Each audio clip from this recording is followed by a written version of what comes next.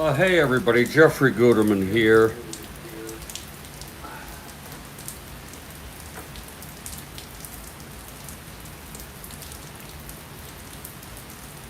This is the Strat-O-Matic Baseball Network. It's raining in Detroit. We have a game set to start in about a half an hour. The rain is coming down pretty hard now. We're hoping we'll get this in.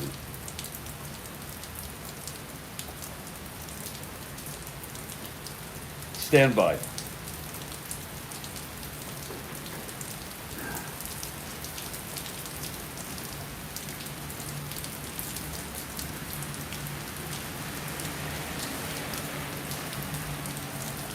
I'm going to make some coffee, and we'll see if we're able to get this ball game in after all. And I will go through the lineups, though.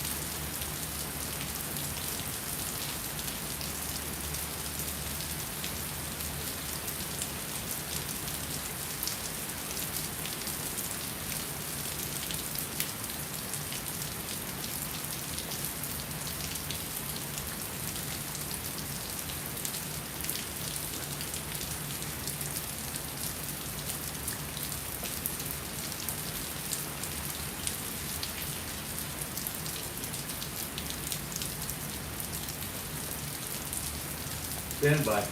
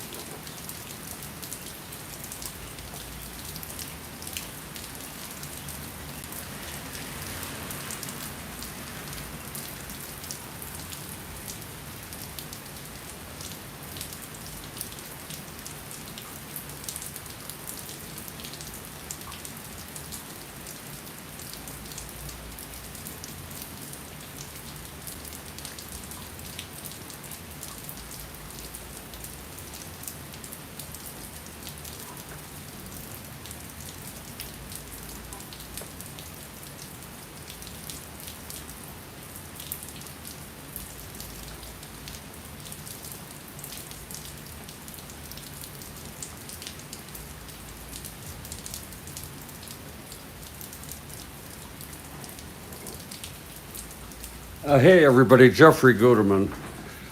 And we've got a rain delay here in Detroit, but I figured let's make the most of it and set up our lineups and see what we got going here, okay?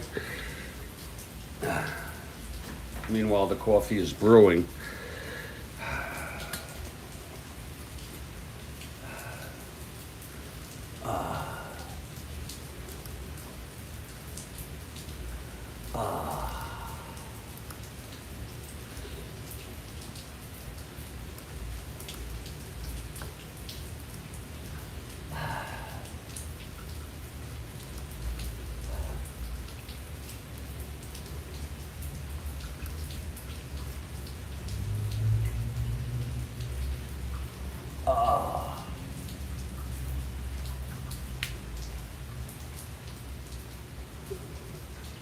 It seems to have let up ever so slightly.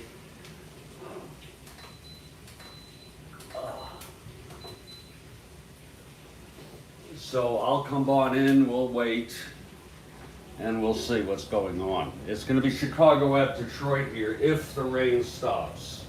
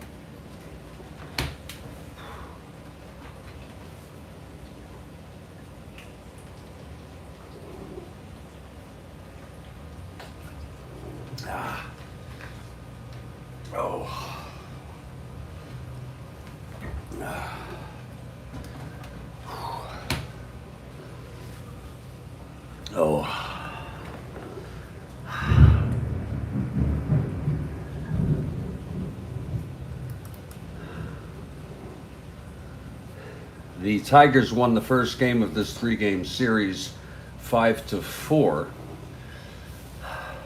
and they're a half a game out with New York and Boston tied for first. They're 2-0. We're just underway here. So Chicago is 0-1, 1.5 out. And Detroit is 1-0. They are 1/2 out.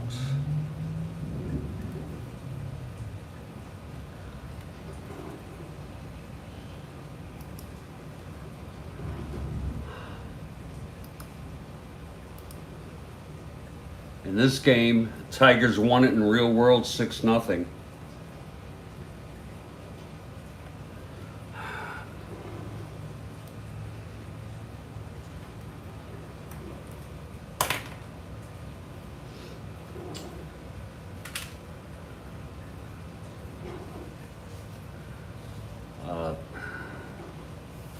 Detroit.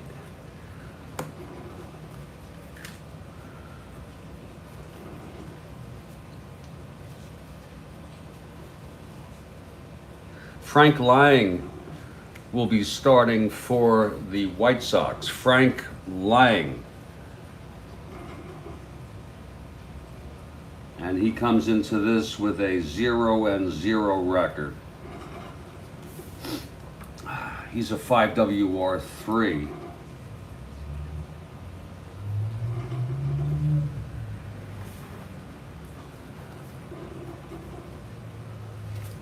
A right-hander. And Ed Willett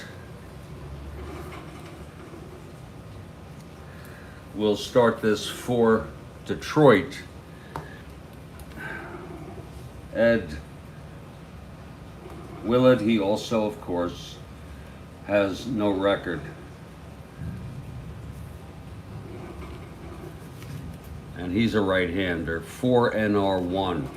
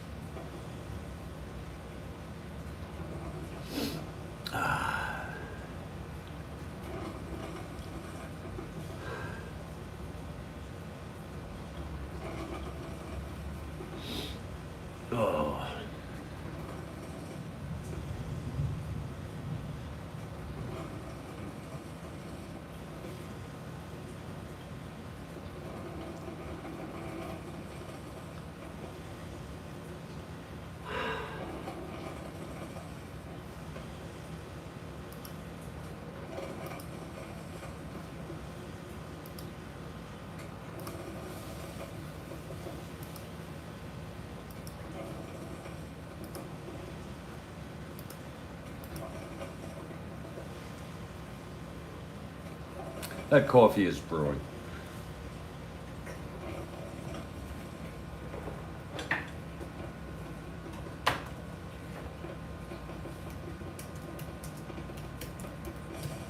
Oh, God.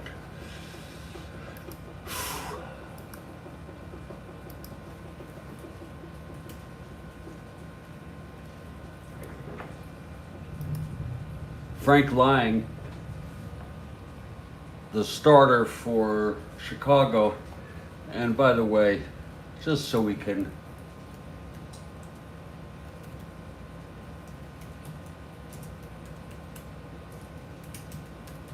so we know.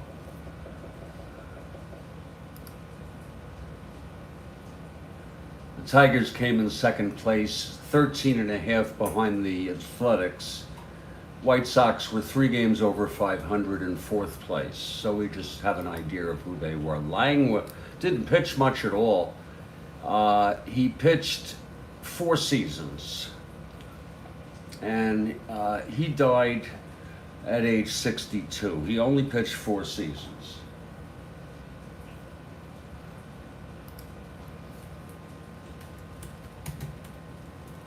Ed Willett, on the other hand,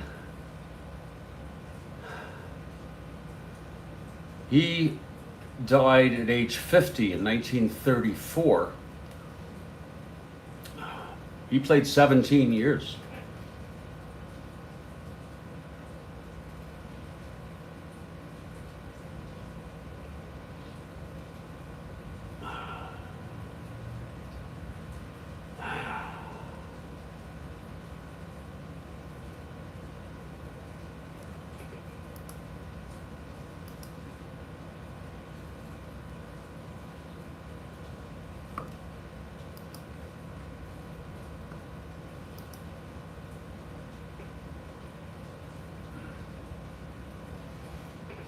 He was 102 and 100 lifetime.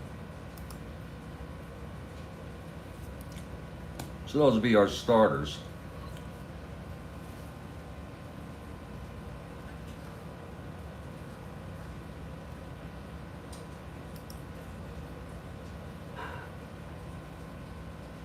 Let's look at our opening lineup, see if it differs from the first game.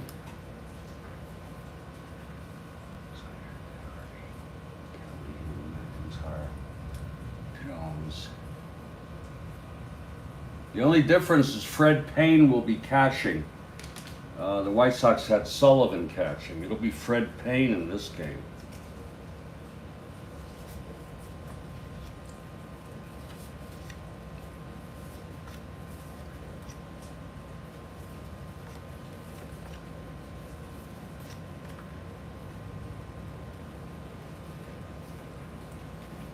Let's see if Payne is in the roster.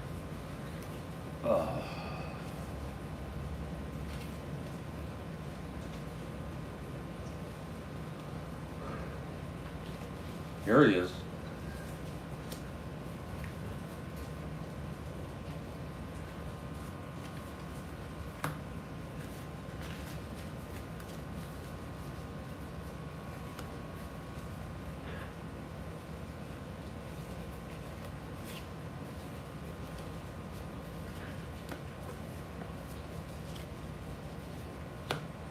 And let's see about Detroit here.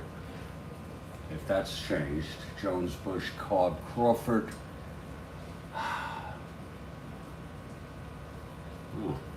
Delahanty played. They'll have Lathers in. Moriarty, Gaynor, and Stainage. So the only difference is Lathers at second. See if he's in the roster. Then we'll go through some of these folks.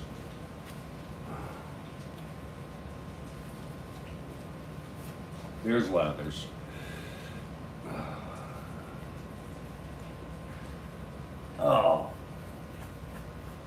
Jones. Bush. Cobb. Crawford. Delahanty. Oh, wait a minute. Crawford, Lathers, Moriarty, Gaynor, and Stanich. There.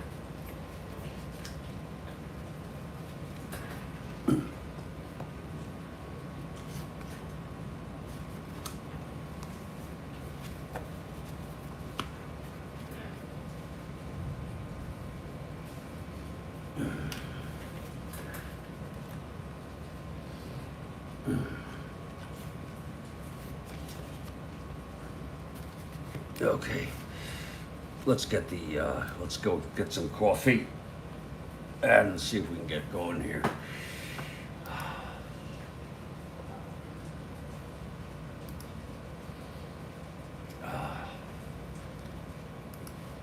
This is how I set up. I usually don't take this kind of time, but we're kind of new here in the Strat-O-Matic 1911 replay here. And we hope you understand what we're doing here. Oh, yeah, there we go.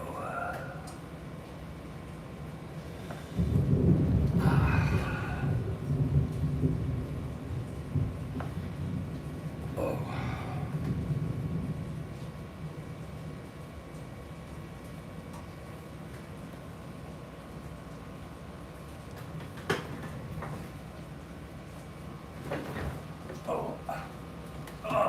Lord.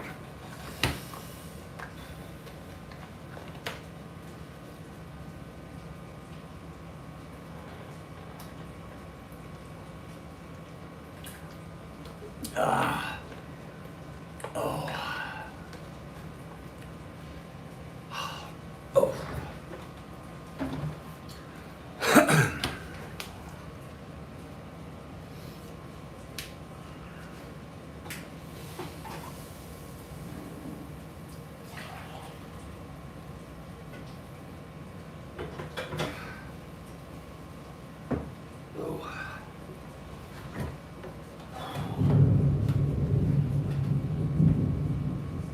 We are in a rain delay here in Detroit. I don't know if they had tarp back then. I don't think so.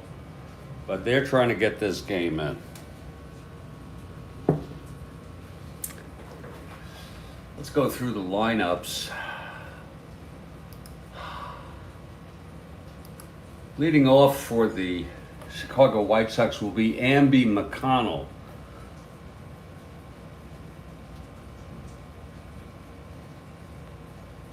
He'll play second base, and he is a 3. Amby McConnell.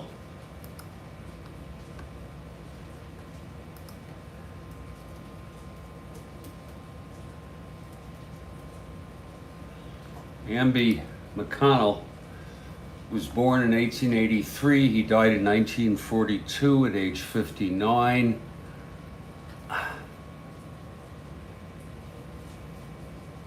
He played only 4 years in Major League Baseball.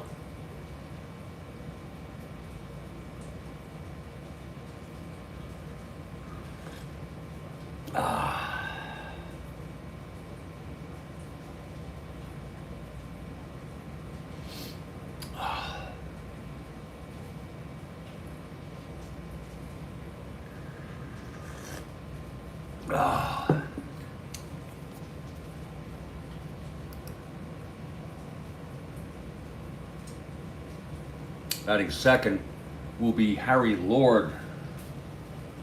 There's Amby, by the way.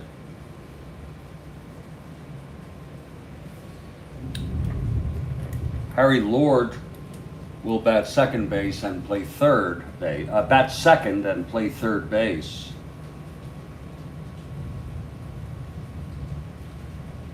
He's a 2.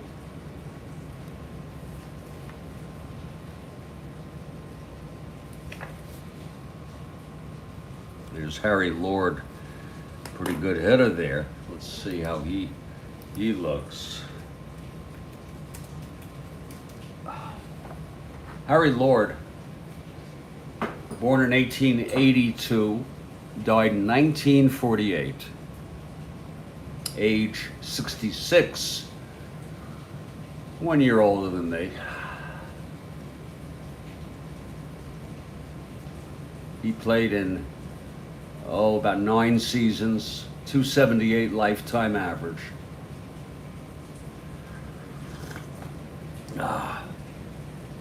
Again, he died in 1948. He saw the end of the war, World War II. Saw both wars.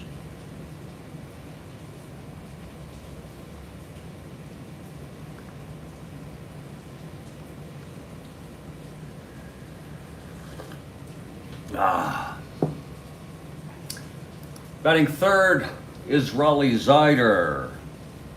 Raleigh Zeider.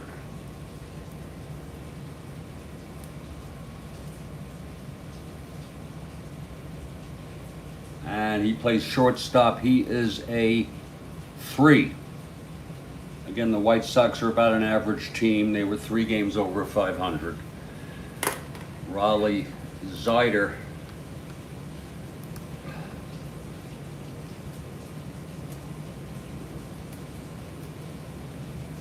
Raleigh Zeider, born in 1883, died in 1967, lived to age 83. He lived a long time. Played 9 seasons in the majors for several teams.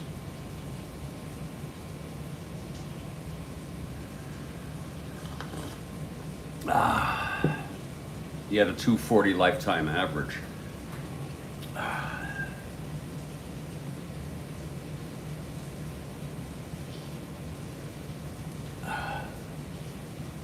He ran a restaurant called Polly's Tavern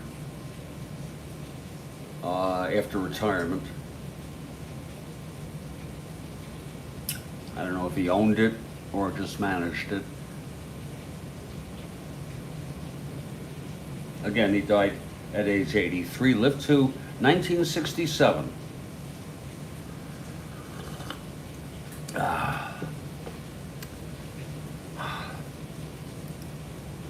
And look, Kathy Harden has arrived. You know, Kathy, I had taken a nap and I was watching some of that Cubs at Cardinals in London. In fact, I'm going to see what's on now. Baseball. See if there's anything on now. We have rain here, Kathy. I think I'll watch the Pirates at the Marlins, just underway. I get it on Bally. They give good baseball here. It's raining. It's pouring now. And I don't know if we'll be able to get this game in, but at least we'll get these lineups going and we'll learn about some of these folks. Batting fourth is Patsy Daugherty. Patsy Daugherty.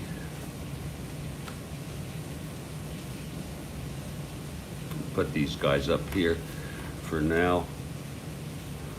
Patsy Daugherty. Lineups are largely as they were in the first game. Patsy will play left field.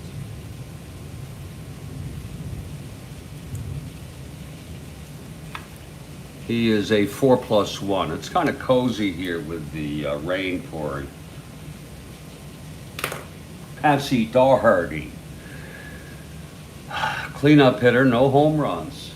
That wasn't really an issue back then. Oh, God.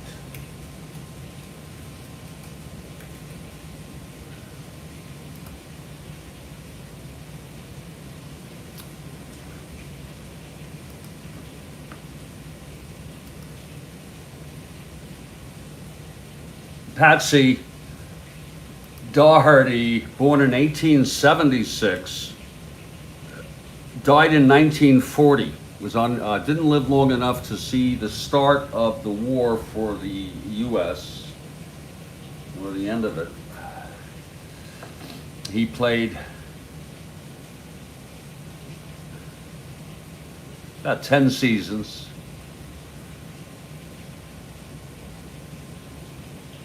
He had a 284 lifetime average.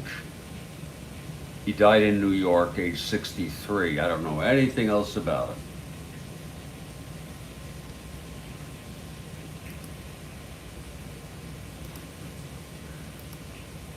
Batting fifth is Nixie Callahan. Nixie Callahan.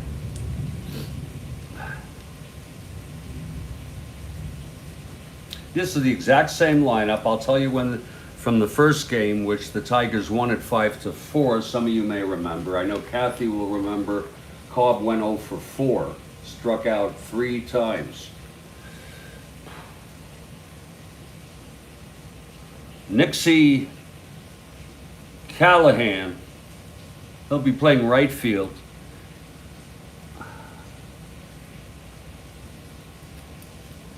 Double A. He's a 4+2.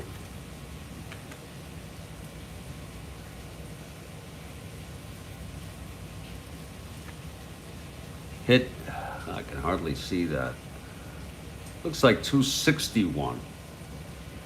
Can hardly see that.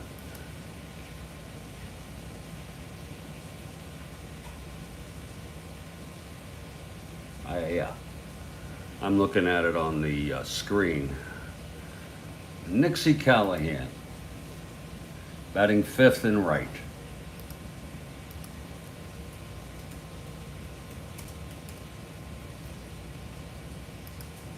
Wow.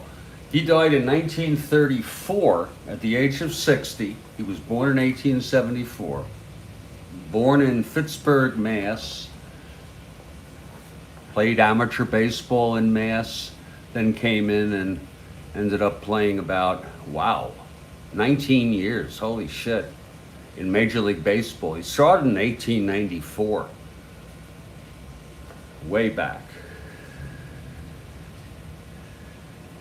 Then he managed the White Sox and the Pirates at times.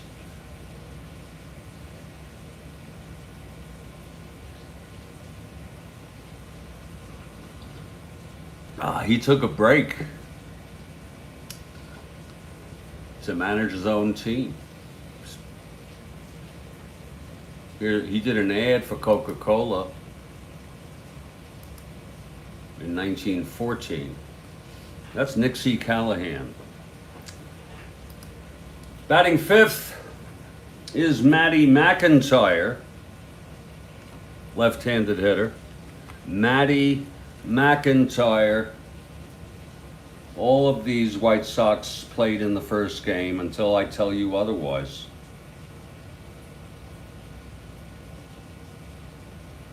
Matty plays center field. He's a 3-3. Matty McIntyre.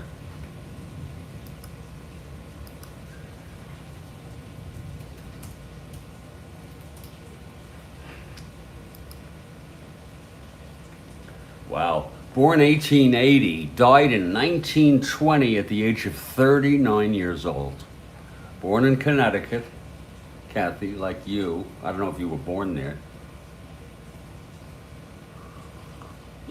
Played 10 seasons for 3 different teams. He died of tuberculosis in 1920. And a lot of people died of tuberculosis back then. 269 lifetime average. Matty McIntyre, batting sixth in center field. These are the Chicago White Sox. Again, they were 3 games over 500 in 4th place.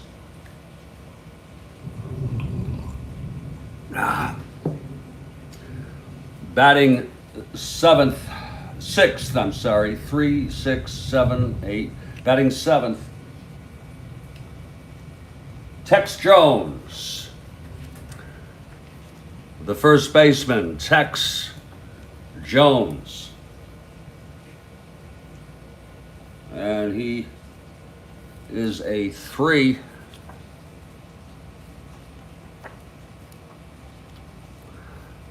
Only had 31 at bats.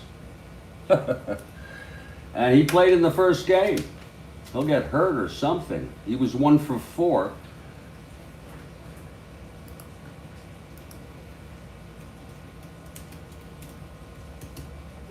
Tex Jones.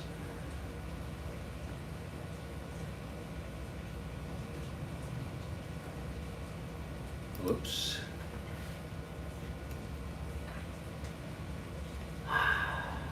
Here he is. Wow. He died in 1938, age 52. I don't know of what. And he only played this season. This was it for Tex Jones. Wouldn't that be something to find out? You know, this could be a story like the guy from Field of Dreams, Moonlight Graham. But Moonlight Graham supposedly never played. Never bat. Tex Jones. The catcher batting 8th, and he'll play this game. This is the only difference from their opening lineup. Sullivan caught the first game, and he was 0 for 3. This will be Fred Payne. He's a 4-0 behind the plate. Fred Payne.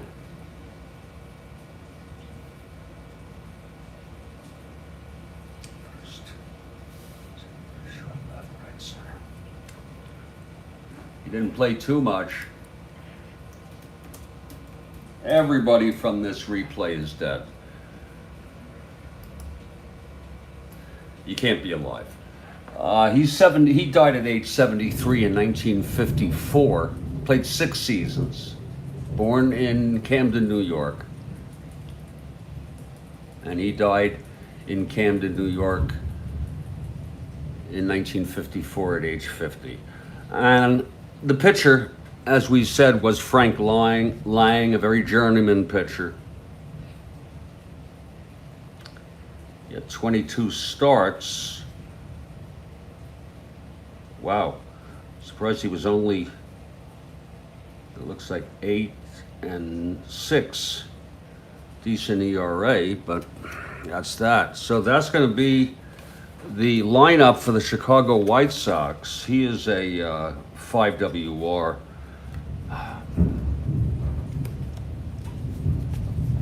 Here are your Chicago White Sox for the ball game. Amby McConnell at second, Harry Lord at third, Raleigh Zeider at short, Patsy Daugherty in left, Nixie Callahan in right, Matty McIntyre in center, Tex Jones at first, Fred Payne in right, catching, and the pitcher, Frank Lange. Now we'll look at the Detroit Tigers. The first leading off is Davy Jones. Pretty well-known player. He's a 3-0. This lineup is identical with one exception.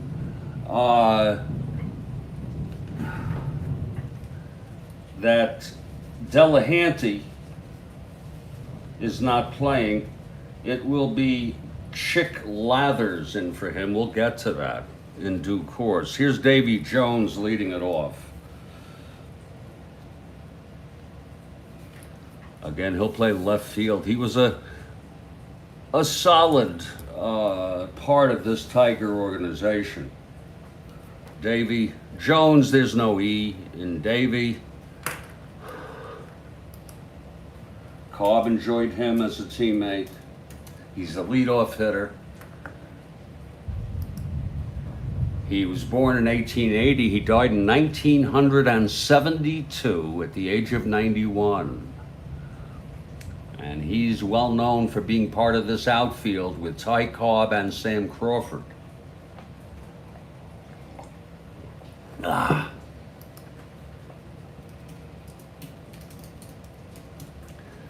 Just checking out the American League pennant winners.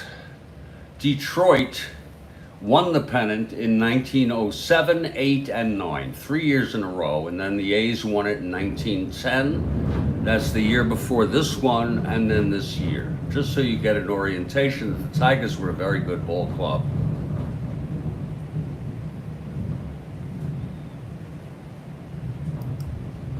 Davy Jones, he is chronicled in the book, The Glory of Their Times.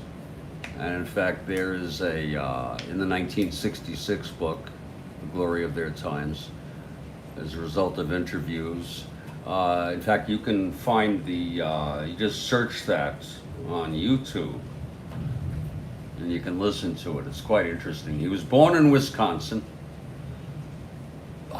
His birth name was David Jefferson. He changed his name to Jones. Spent most of his career with the Tigers.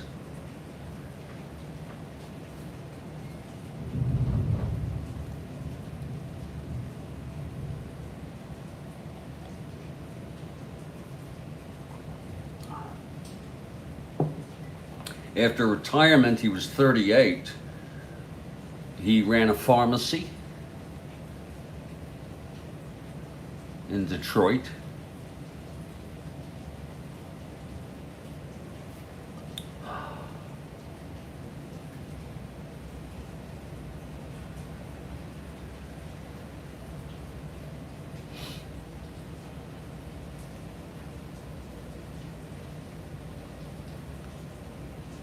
And I don't have much else. I'm sure there's a lot more we can learn about him.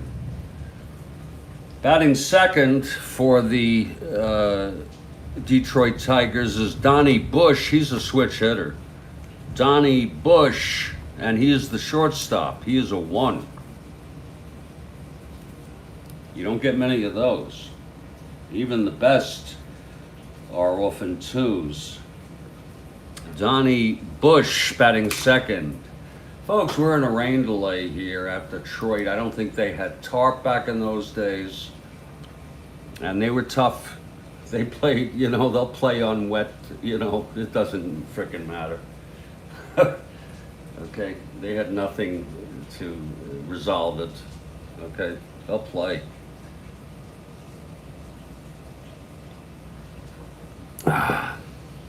Donnie Bush.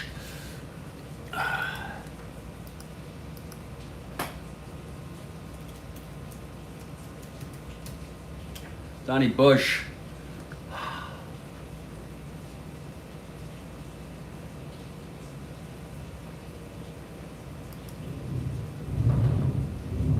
According to Wikipedia, that's right, I see that. I thought that was wrong. I thought it was double N. No, it's one N. He lived a while. He died at age 84. Again, this is when life expectancy was appreciably lower. Born in 1887. And he was active in the game until he died. In 1972. He played for, about 15 years, a .250 average. But obviously a great fielder.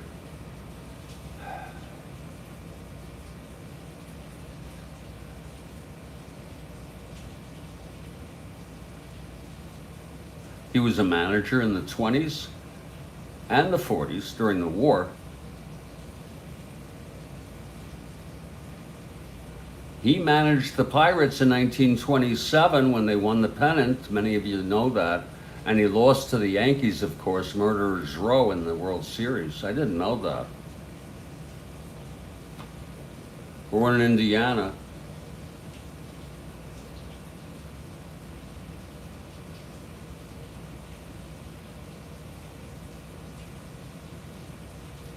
He led baseball with base on balls both this year and in 1911.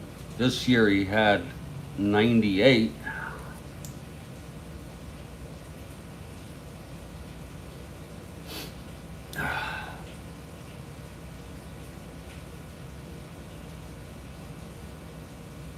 interesting life.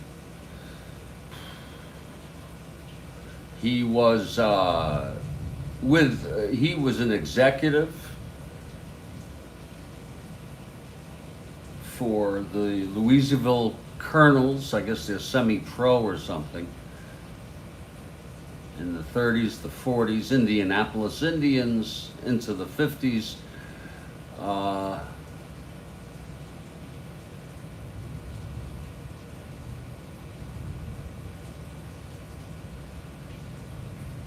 He was a scout for the White Sox in 1972, the year he died.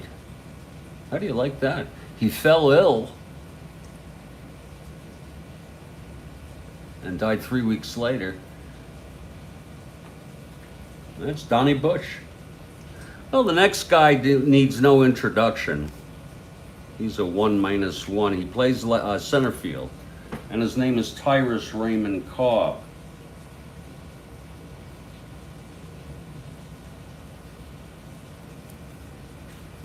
He is a 1-1. I really don't need to go into Tyrus Raymond Cobb. What I will say is if you go Google, you can find on YouTube, go to YouTube, you'll find some really good, a good audio book on his life history. A biography on him.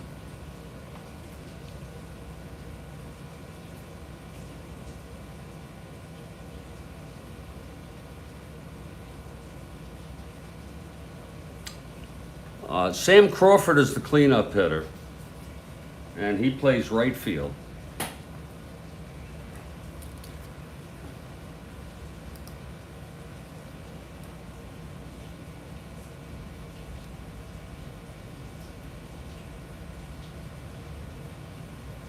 And he's a 2-3.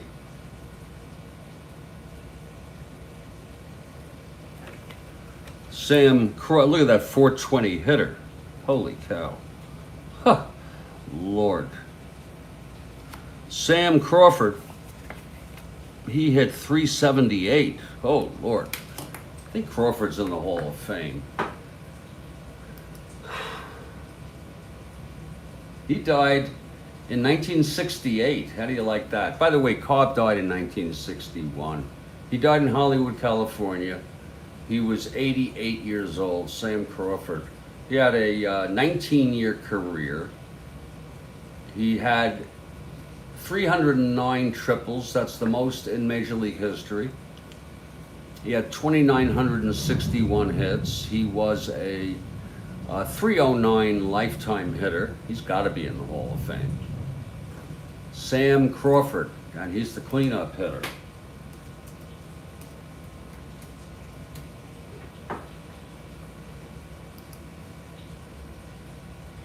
His nickname was Wahoo Sam.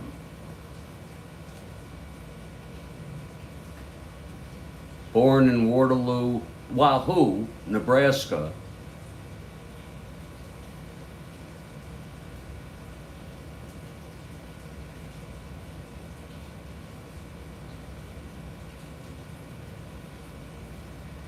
One of the greatest hitters of the dead ball era.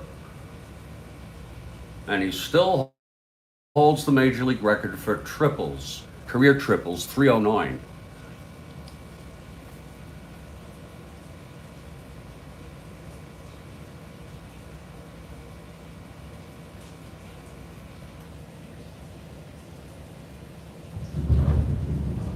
He had a rivalry with Ty Cobb, and they had a complicated relationship.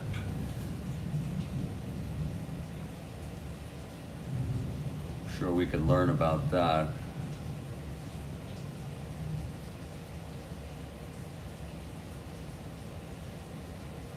He was somewhat reclusive, Sam Crawford, after retirement. He was elected to the Baseball Hall by the Veterans Committee in 1957. At the time, he was living in a small cabin on the edge of the Mojave Desert near Pier Blossom, California. Reporters showed up there with the news, shocking the locals who were unaware that their neighbor had even played Major League Baseball. And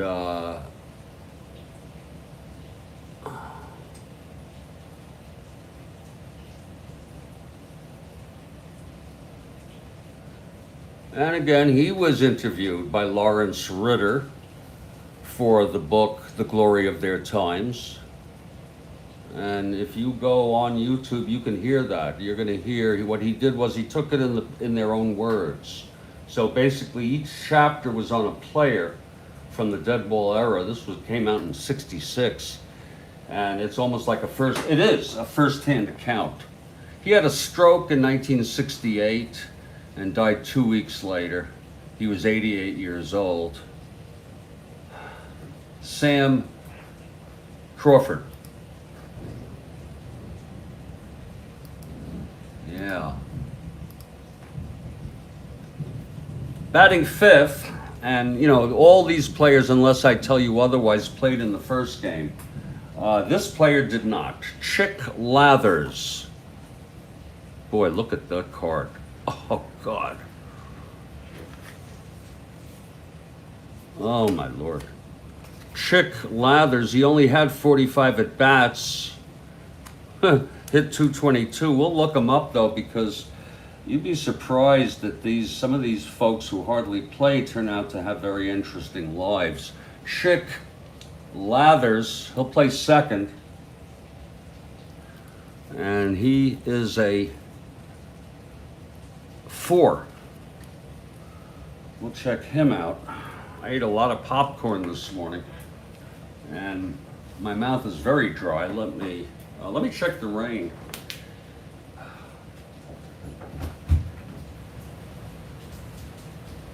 It's down to a light drizzle. And you know, these guys are tough guys.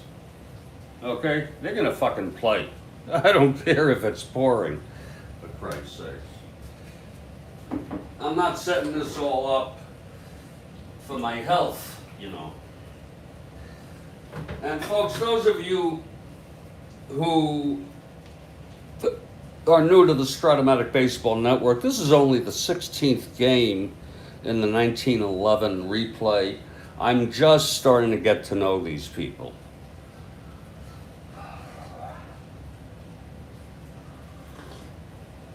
So I'm trying to take it very, very slowly and enjoy it and get to know these folks. Let's check out Chick Lathers. It's just amazing how they can have all these people listed. Here he is. Chick Lathers. First name is really Chuck.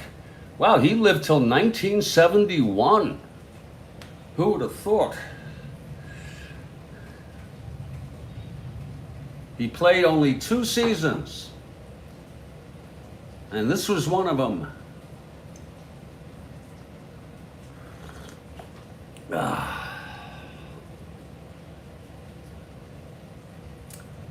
And then he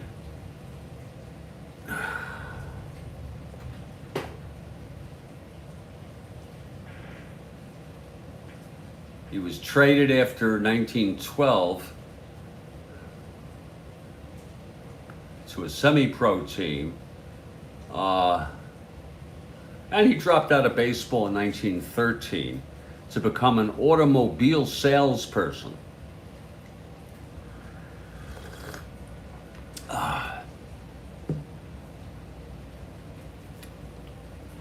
He worked for Ford Motor Company in Kalamazoo at I guess it was a dealer.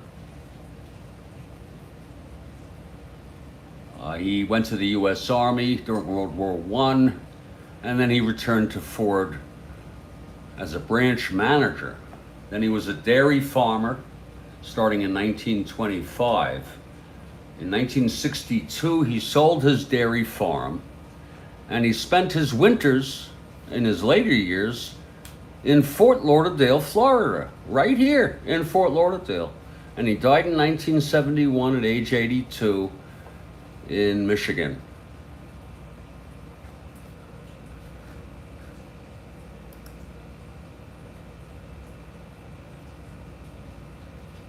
Oh, good evening, sir. You like the 1911 Tigers? Okay, great. We're glad to have you. We're hoping to get this going. It's raining. And I'm just getting started. This is only game 16. I'm also doing the 1969 replay, which we're in August there, middle of August. But we're savoring this and enjoying it. Batting sixth for the Tigers will be George Moriarty. And Moriarty will play third base. He is a 3. Just learning about some of these people.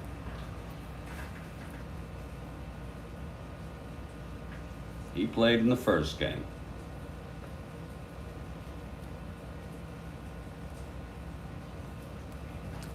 George Moriarty.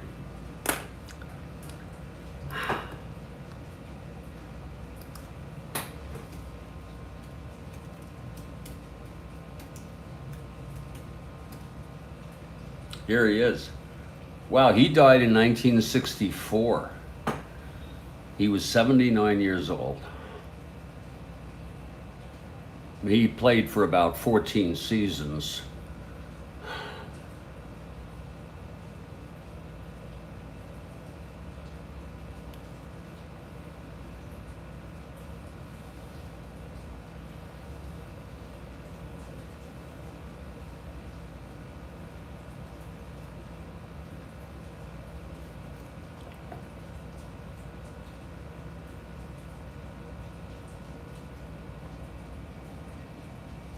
Oh, this is nice to hear. Moriarty came to the defense of Hank Greenberg in the 1935 World Series, which was won by the Tigers. He was, I guess he was a coach or something. I don't know what his...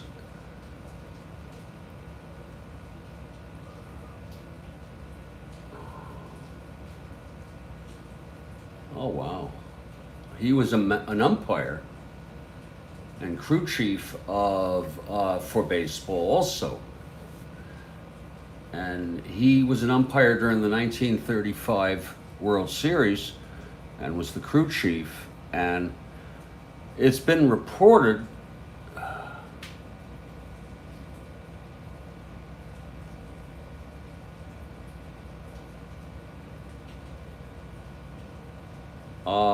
that he came to the defense of Hank Greenberg, Jewish, in the 1935 World Series when he warned several Chicago Cubs players to stop yelling anti-Semitic slurs at Greenberg. When they defied him and kept up the abuse, he took the unusual step of clearing the entire Chicago bench, a move that got him fined by longtime Commissioner Judge Kennesaw Mountain Landis, who was known for keeping black players out of the majors. So I would have quit at that point.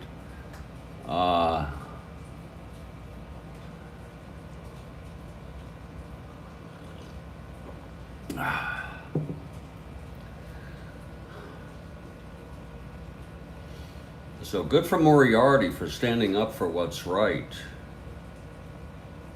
There's a Michael Moriarty that was an actor in Law and Order, and he's the grandson. I don't think he's too well known, Moriarty. He's 82 now. Michael Moriarty. So you go figure. That's good man, George Moriarty.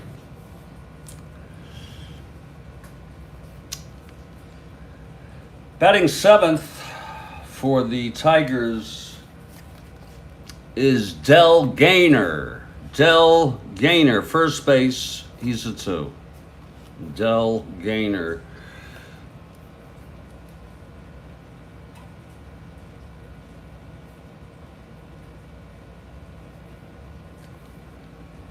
left, center, right.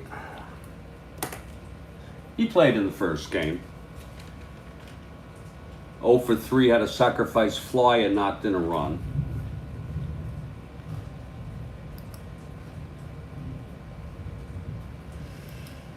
Del Gaynor. Yeah, Kathy Harden. He took a stand, absolutely. They wouldn't, Greenberg had 58 homers that year. At the very end, they wouldn't give him anything to hit because he was Jewish. Could have broken Ruth's record.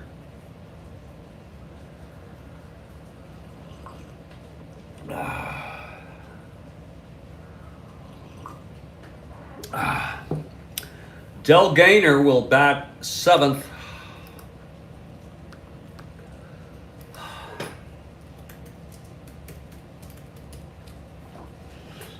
He died in 1947 at the age of 60. He played about 14 years, 272 lifetime average. He was eventually traded to the sold to the Red Sox. He was born in West Virginia.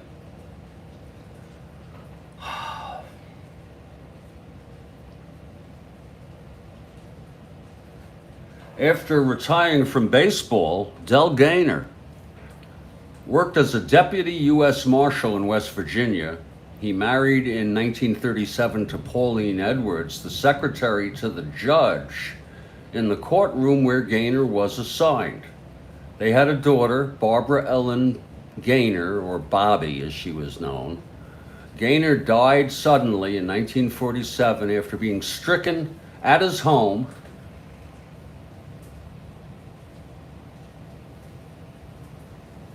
of what's called a sudden heart seizure. And they even have an article on this.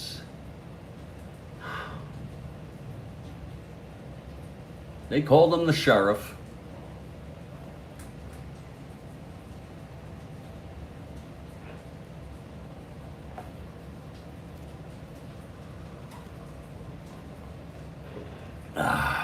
And he's the first baseman.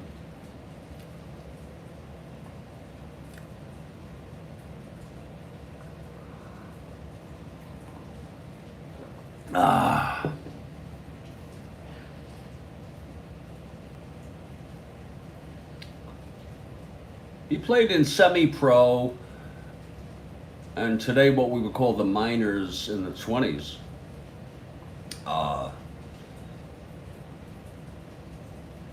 And I don't know what the sudden heart seizure is. Cardiac medicine was actually pretty much in its infancy back then.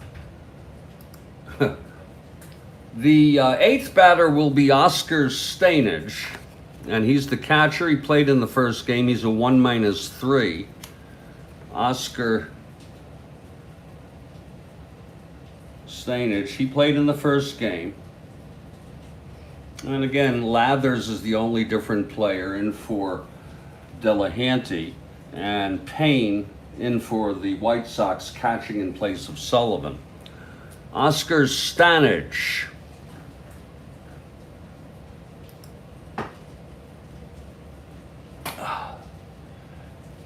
He died at age 81 in 1964.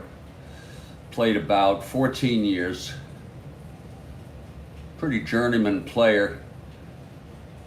About a half-time player.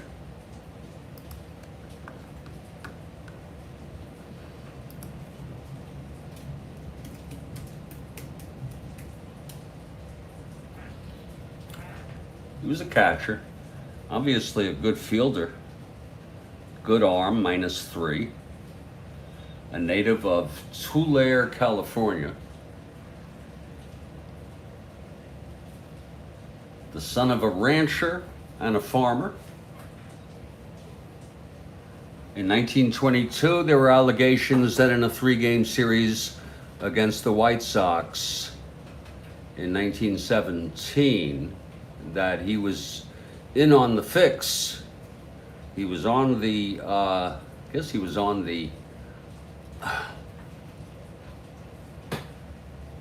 Tigers. And this would have been 1917. It came out in 1922. Yeah, he was on the Tigers. You know, they played such little money. He worked in the treasurer's office in Wayne County of Detroit, and he was forced to retire at age 66. And in the 50s, are you ready for this? He worked as a watchman for the Detroit Tigers at Briggs Stadium, later known as, I think, Tiger Stadium. What the hell is a watchman? What the hell is a watchman? Let's take a look here what that means. You can actually, there's an article here. This was in,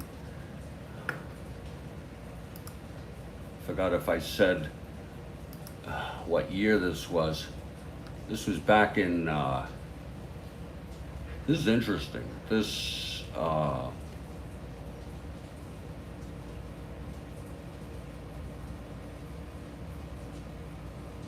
he worked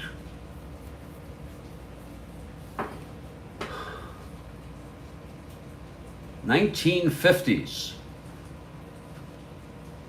And here's an article from 1952, a little news item.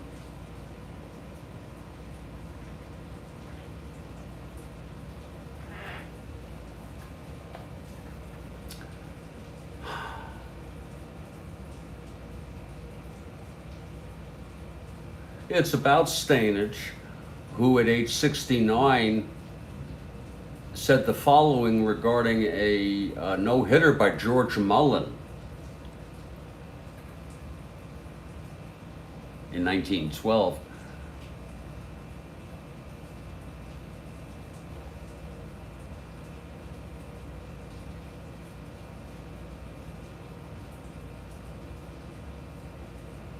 Okay, he's at Briggs Stadium every day a game is played. He works there as a watchman on the gate leading to the upper deck. I guess that might be like an usher.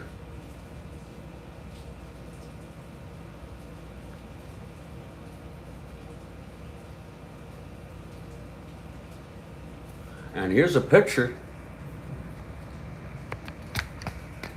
of Oscar Stanage on the left when he's a watchman with Joe Ginsberg. I guess he was a catcher more recently. Yeah. For the Tigers.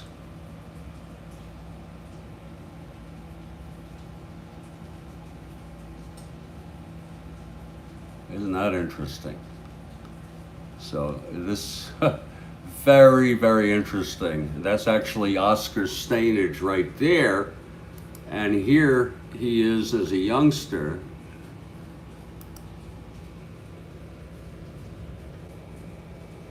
Okay. Very interesting. Now, I've gone over Willett already. Okay. Stanage does have a good arm. He's a -3. This game is going to start, believe it or not.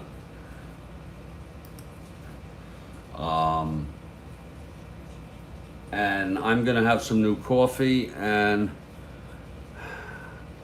you just all give me a little bit of time later, 3 to 5 minutes to get my shit together.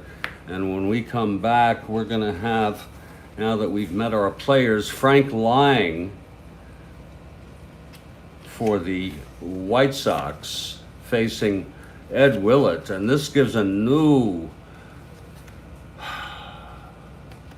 meaning to Oscar Stanage, because there's a 1950s article when he's already an old-timer who played in 1911. Wow.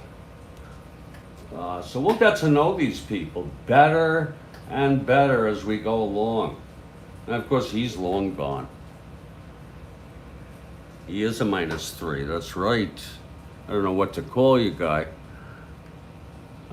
Your name's not there, but I'll call you SOM.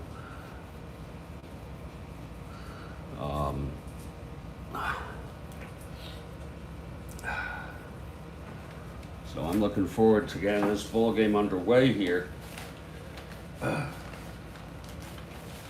In about 3 to 5 minutes. How do you like that? All this, I must have been an hour on this already. Yeah, an hour and 10 minutes. But it was well worth it for me. I enjoyed it. I don't know about any of you. Learning, especially this guy Oscar. AJ, I'll try to remember that, AJ. All right.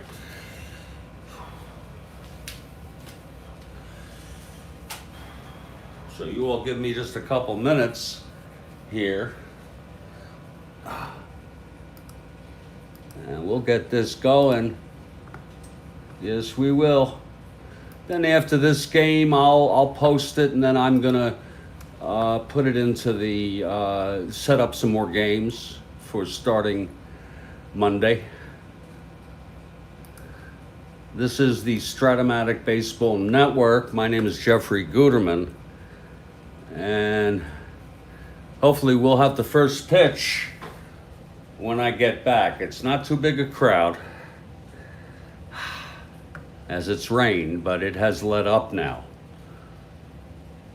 I'll be back in 3 to 5.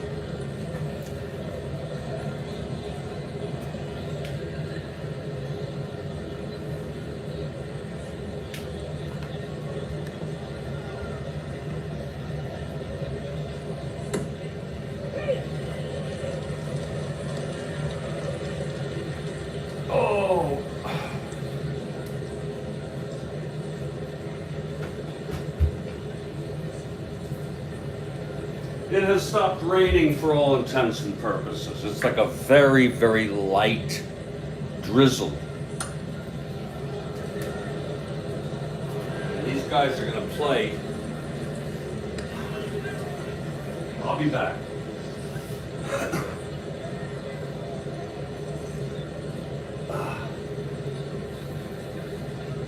Oh.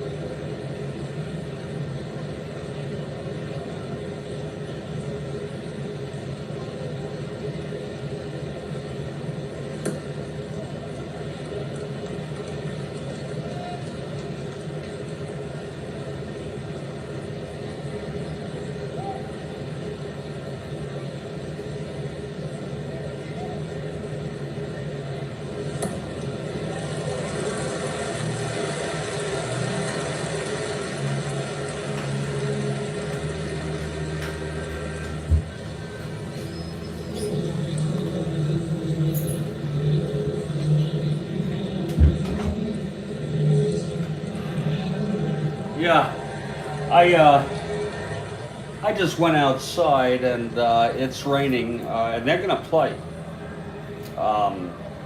And I gotta just dry off a little.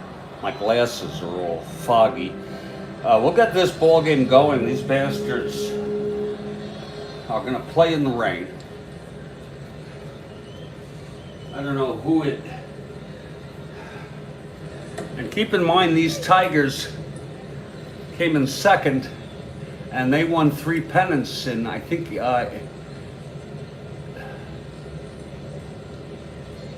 6, 7, and 8. I think. I'm gonna get more used to that also. This game, of course, is played at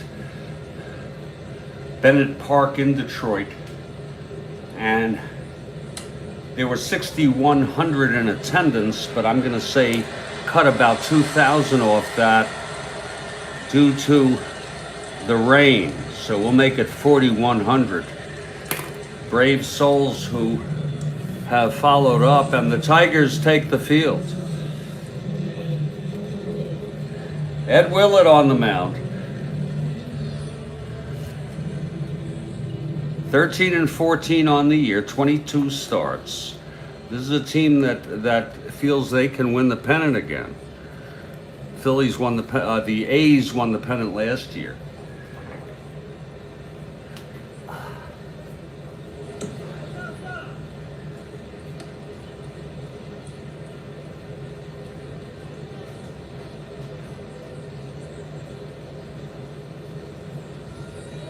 And if I'm able to get to 4 o'clock p.m. Eastern, it's already 2:38 p.m. I will move on to the other stuff, no doubt about it. Maybe even before that.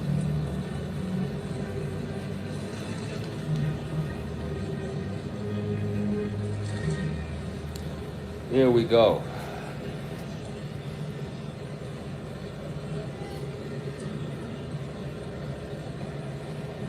Let's get some coffee and we're ready.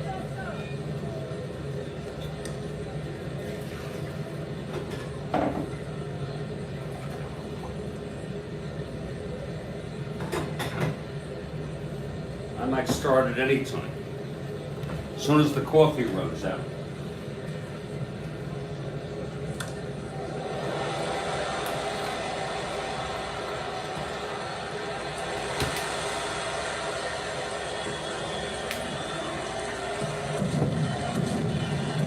The Tigers won this in real world 6-0. Ed Willett went all the way. He pitched a shutout, a 5-hit shutout. And Kathy Harden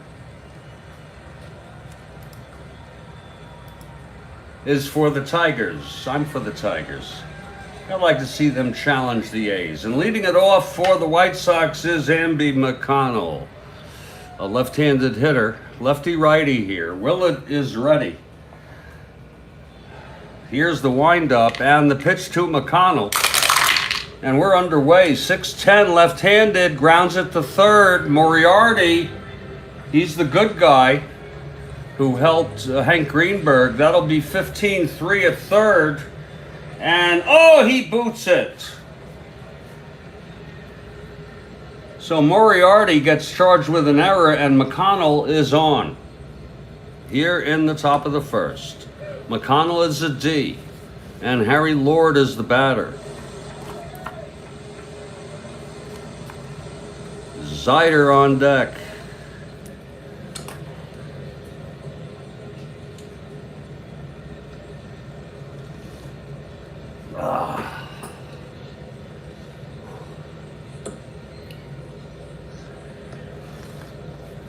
Oh, that's good coffee. Oh.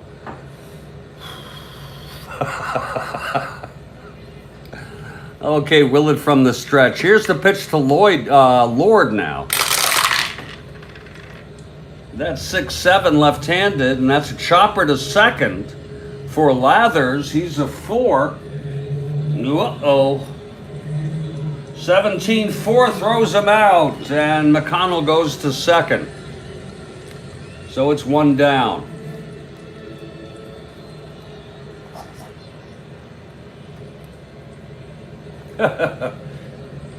Put my cortisone cream to good use there. Keep it down. Now here's Raleigh Zider. You know, we spent an hour going through all these people. I hardly remember any of them now.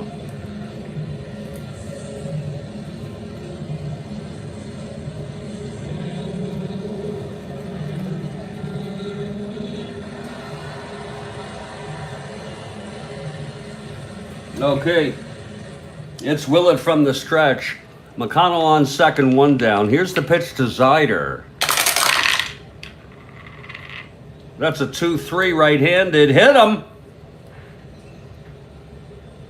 I think I read that he hits a lot of batters, but that was on the pitcher, the hitter's card. That's a problem because you don't get them on the pitcher's cards. So it's first and second, one out for Patsy Daugherty. Patsy Daugherty, the cleanup hitter. Callahan on deck.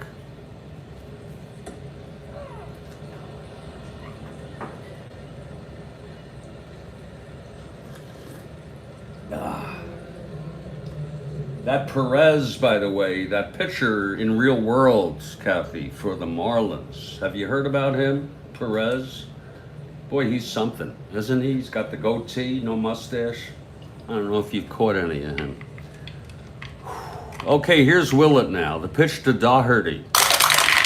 That's 1-5, right-handed. Grounds it to second, and the runners advance. So it's 2 out, second and third for the White Sox. And Nixie Callahan is the batter. Nixie Callahan.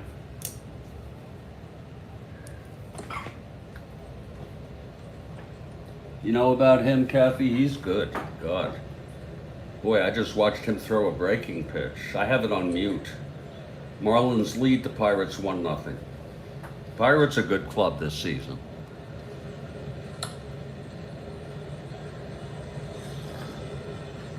Okay, here's Willett trying to get out of this. Second and third, 2 down. The pitch to Callahan. That's 4-4 right-handed. Catcher X. Stainage. We talked about him. Short picture of him in the 50s. He's a 1. That'll be 17-1. It's a wild pitch. Followed by a foul out. A wild pitch. McConnell comes home on that. On the wild pitch.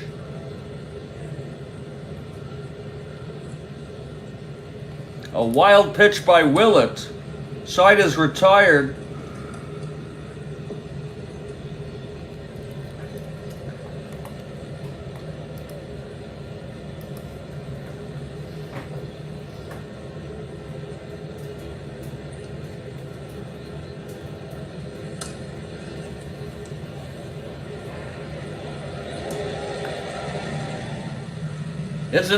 It's an earned run.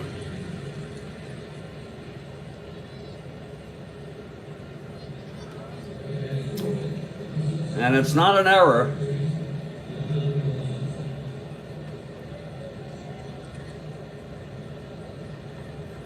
So after a half an inning, it's the White Sox 1 and the Tigers coming to bat. Tough break for Ed Willett, who threw the wild pitch.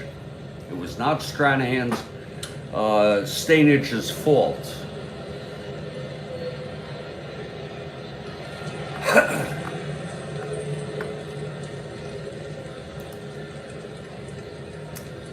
And there goes the shutout indeed, AJ.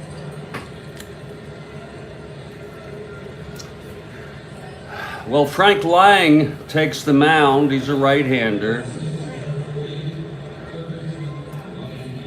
He'll face the Tigers here in the bottom of the first. Davy Jones leading it off, left-handed hitter. 1-0 Chi Sox.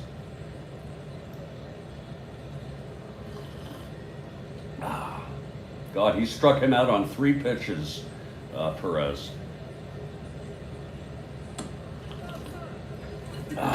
Okay, here's Lange, he's ready.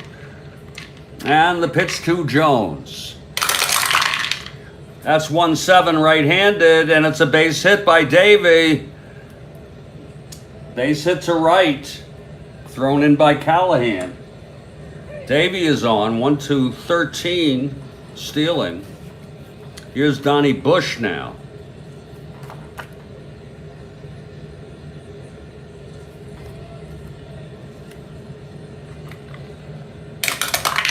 Infield is back. Bush is going to lay it down. Here's the pitch from Lange. Laid down by Bush. Oh my. That's a 9A. And it's a beauty. It's hit to third, and Lord only has the play to first. Jones goes to second. So it's 1 out. Davey on second for Tyrus.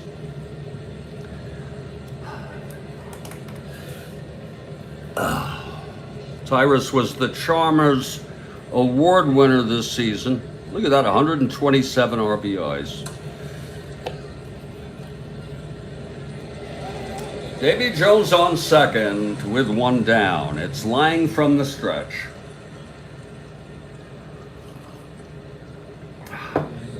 Here's Lange. The pitch to Cobb. 3-11 right-handed, and that's going to be a base hit by Cobb. Just past the reach of McConnell. It's first and third, 1 out for Sam Crawford.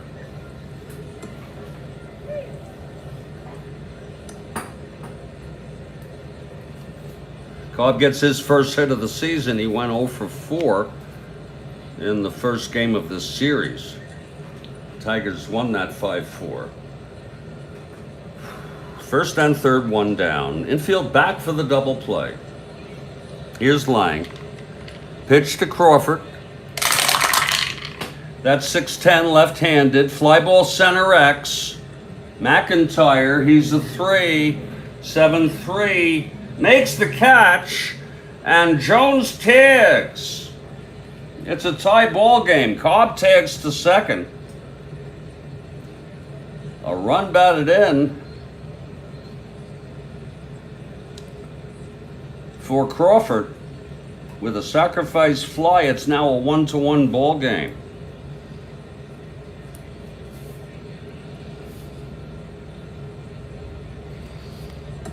And here's Chick Lathers. So Cobb on second with 2 down. And Chick Lathers steps up to the box. So we got some action here in the first here. McConnell scored on the wild pitch by Lange, by Willett, and now Crawford knocks Jones home with a sacrifice fly.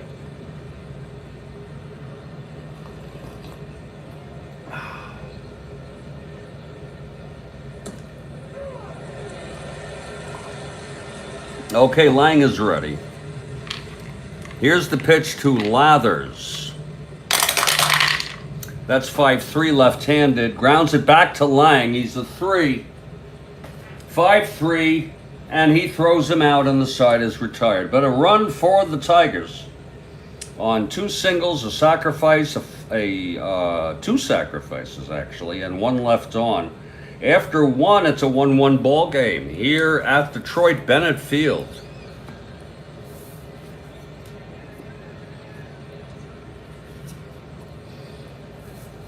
And we move to the top of the second here. Absolutely, Kathy Harden. It took a while for us to get going here today. Part of it due to the weather, the other part due to curiosity. Matty McIntyre will lead it off for the Chi Sox here in the top of the second. Matty McIntyre, 323 hitter. Wow.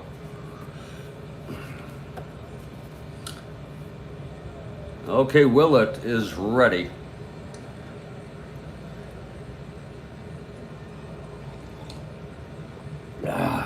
Here's Willett now, the wind-up pitch to McIntyre.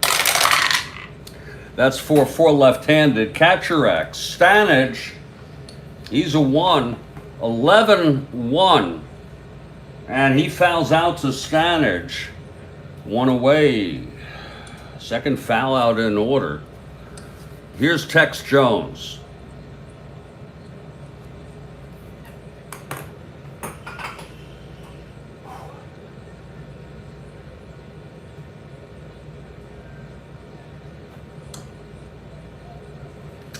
Willett gets the sign from Stanage. The pitch to Jones. That's 3-7 right-handed. Fly ball left for Davy Jones. It's 2 away. Oh, interesting, AJ. Well, anytime you want to provide us with any interesting anecdotes about this 1911 season, we sure would appreciate it. 2 outs, nobody on, and here's the catcher, Fred Payne, his first at bat of the season.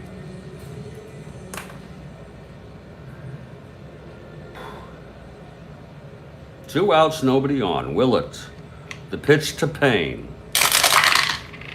6-8 right-hander, fly ball center, and Cobb is under it, and it's a 1-2-3 inning for Willett. So in the middle of the second, it's still a 1-1 ball game.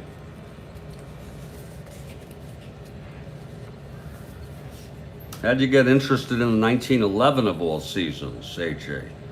Here's Frank Lange to lead it off. To start the bottom of the second, it's going to be George Moriarty, who we learned became an umpire and called out the Cubs for anti-Semitic slurs to Hank Greenberg in 1935, the year he had, or 38, I'm not sure which year.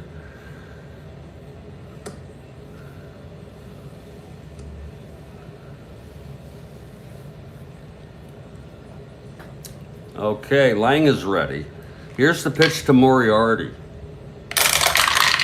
That's 112 right-handed. Lines it to second, caught by Amby McConnell. 1 down. Now Del Gaynor, the first baseman.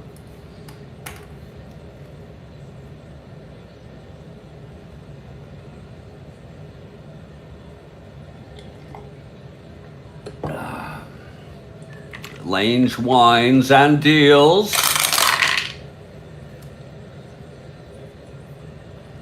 5-8 right-hander struck him out. So Gaynor is fanned swinging. And here comes Oscar. Boy, we know about Oscar. He's a real person. And he was an usher for the Tigers in the 50s. Can you imagine that? Having a guy tell you, and he probably didn't tell people. What's he going to do? Tell everyone, by the way, I played for the Tigers? Lord. 2 outs, no one on here, bottom of the second. It's a 1-1 ball game. Here's Lange now. Pitch to Stange. That's 6-2 right-handed. Struck him out. So Lange throws a 1-2-3 inning with 2 strikeouts. And after 2, it's a 1-1 ball game.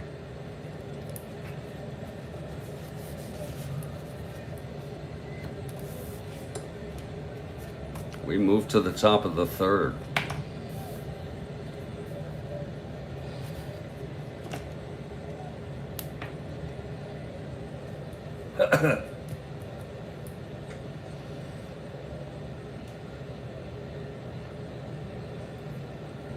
Lange will lead it off. Frank Lange, he is a 5 WR. Some of these folks have separate hitting cards. There's about 2 players. I'm sure AJ could let us know.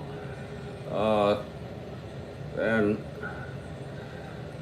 I got to check that out. I guess, you know, I'm wondering, do they use that when they're hitting as a pitcher? Or do you use the rating? And Mike Terranova has arrived. Ladies and gentlemen, Kathy Harden, Mike Terranova has arrived. Mike, it's a 1-1 ball game, second of a 3. Chicago at Detroit. We're in the top of the third. Tigers took the first game 5-4. And here's Willett on the mound. He threw a shutout, a 5-hit shutout in real world in this game. And he's not going to do that today. Here's Frank Lange. He's a 5 WR. Here's Willett, the windup and the pitch. That's 212. He struck him out. Well, he has retired now, 6 in a row. And here's Amby McConnell. Great to see you, Mr. Terranova. We hope all is well with you and yours.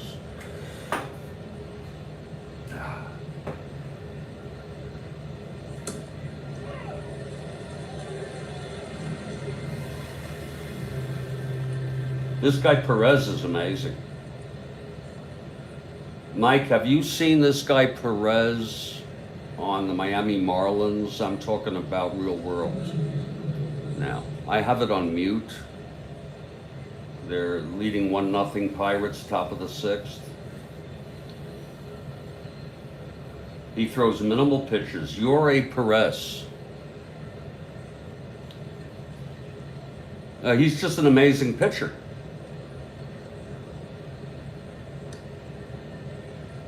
And there's 2 outs. He's an amazing pitcher, Mike. And I don't keep up on current day that much.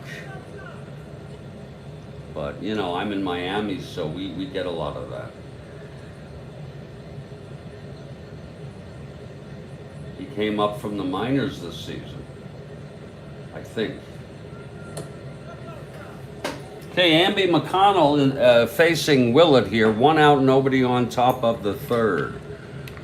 Here's Willett, the pitch to McConnell. 5'10", left-hander, grounds it to first. Gainer has it, takes it to the bag. That's 2 away. And now here's Harry Lord, I'm sorry. He grounded to second.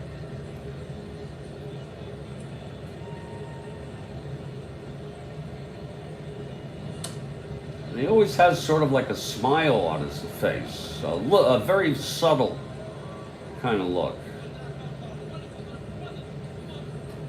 2 outs, nobody on. Lord at the plate, grounded to second in the 1st. Here's the pitch from Willett. Okay, yeah, check him out. He's on the mound right now. They're playing the Pirates. Unbelievable. Here's the pitch to Lord, 5-6, and that is a base hit by Lord off of Willett. He'll be a 1-10 with Stanich, the catcher, being held. You see him? He's throwing a shutout. This is a 3-2 count. Kind of rare for him. Here's the pitch. Oh, he's called strike 3. Oh, did you see that? Oh, okay, no problem. We understand. Here's Raleigh Zader now, with 2 outs and Lord on first being held.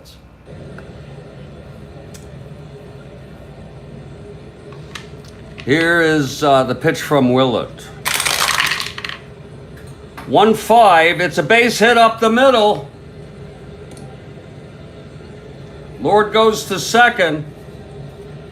1-16, 2 outs, 1-18. Cobb 1-17. They'll let him go.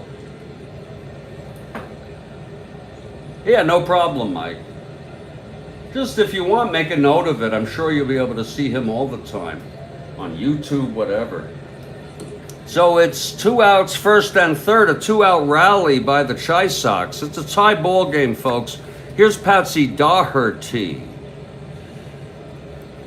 Willett trying to get out of this.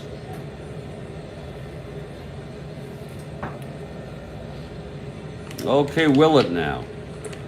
The pitch to Doherty. That's 4-4 left-handed. Catcher X. Ran into trouble before. Stanage is a 1. That's going to be 21. He fouls out to Stanage. That's the third foul out to Stanage by the White Sox. The side is retired. No runs, 2 hits, 2 left. We're in the middle of the third. It's a 1-1 ball game.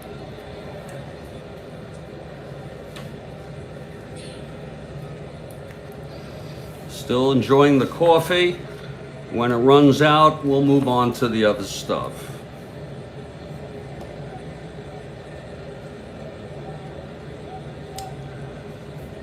Ed Willett will lead it off here in the bottom of the third. Lange struck out 2, retired the side in order in the second. It's a 1-1 ball game.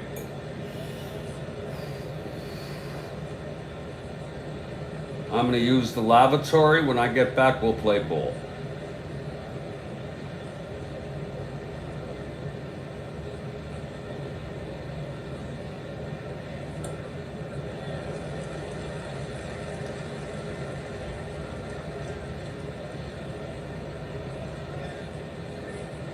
I don't see it too often, but he's standing up in the dugout, Perez, for the Marlins, while the Marlins are up. I'm usually used to seeing the pitcher sitting, but I'm not going to read too much into that. Yeah, it was a great job there, AJ, for Willett and the Tigers to get out of that. Absolutely. And he got Doherty to pop up to Stanage. Absolutely. Are you doing a replay?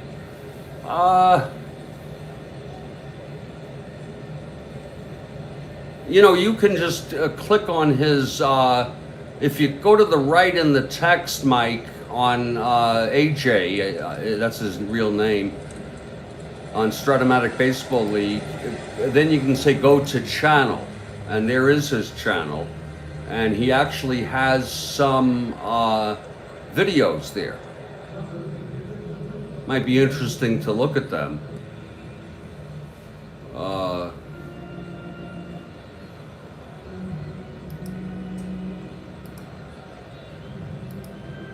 We can see, and you have to have a channel, Mike. If you're on YouTube, you have to. Some people don't have any content on their channel, but they still have a channel. It's a different world today. Everybody has a channel. Everybody has a, everybody has a brand. We're going to head to the bottom of the third. Ed Willett will lead it off, but I'm going to get some coffee here.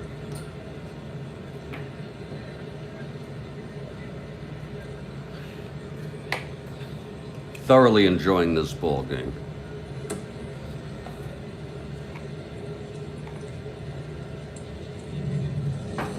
Oh!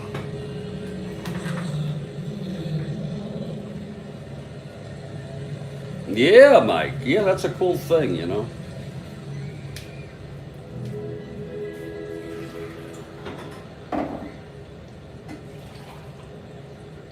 I think this will be my last cup of the day, and then I'll move on to the other stuff if that's all right with you, Kathy Harden.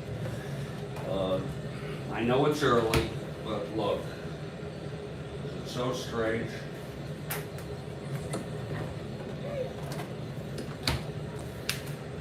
Oh, my back. Wow, there's an extra base hit for the Marlins to right field in the corner. A double, a stand-up for Yuli Gurriel.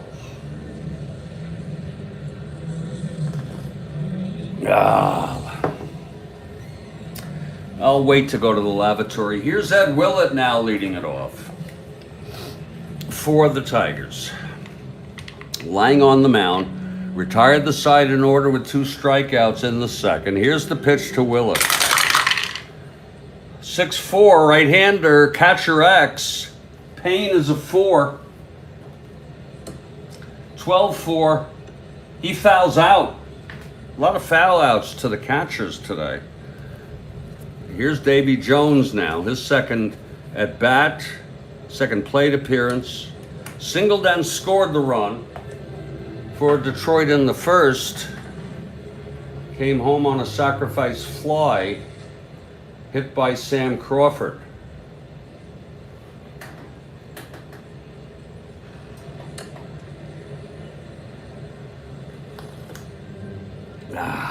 Okay, Lange is ready. Here's the pitch to Davy. Oh, thanks a lot, AJ. Thank you, sir. You're welcome anytime. You're a gentleman. Here's the pitch to Jones. 1-7. It's a base hit to right for Davy. Davy's a guy, you know, I want to go listen to him again, you know, on the, really, you can go to YouTube and go just put in Davy Jones' Glory of Their Times, and you'll get a nice chapter read right to you about his life. So Davy, 2 for 2 today on first with 1 out, and here's Donnie Bush,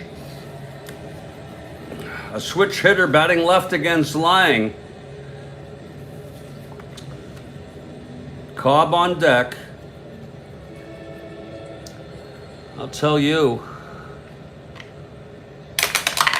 that's infield in. He'll be a B bunter, and Bush is going to lay it down again. Oh, and it's a beauty. No, Donnie. A 7B hit to first, and Tex Jones has to take it to the bag. Davy goes to second, and Tyrus Raymond has a chance to knock Jones home with a base hit. Tyrus Raymond Cobb went 0 for 4 in the first game. He's 1 for 5 now, batting 200.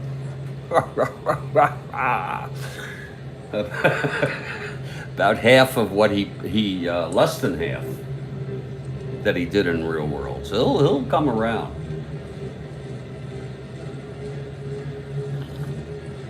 They took Perez out in the Marlin game. Okert is in now.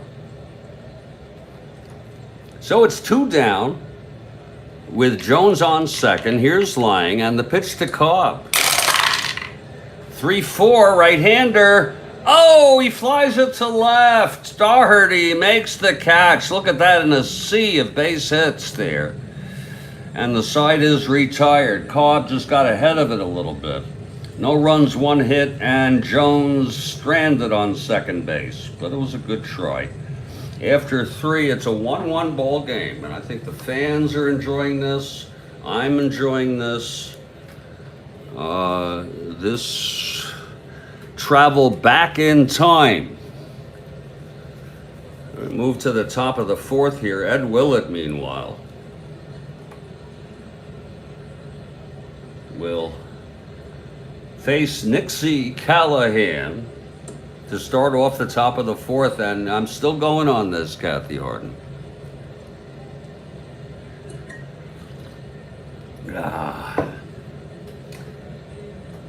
Maybe 3:30 would be a good time. Okay, Nixie steps into the batter's box, fouled out to the catcher, Oscar Stainage.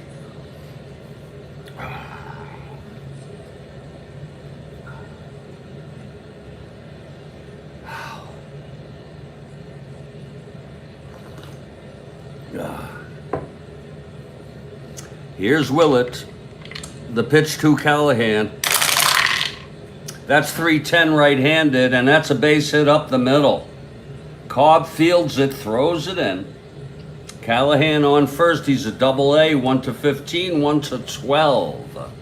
That's a way to put a cramp in anybody's style with Stainage behind the plate. Yeah.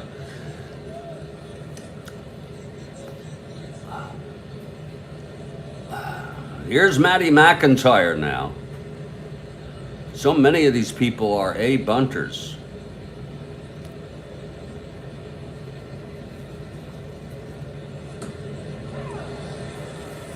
And he's a good hitter, too.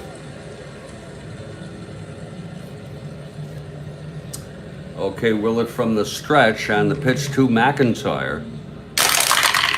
That's 3-12 right-handed, walked him. So Willett loses McIntyre on a base on balls. It's first and second, nobody out. And Tex Jones is up. He's a C-bunter, flew to left in the second. Flew out to Davy Jones.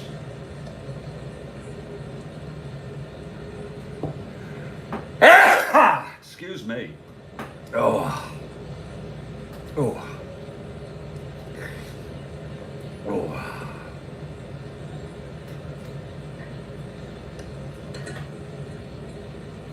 Okay, Willett from the stretch. The pitch to Tex Jones.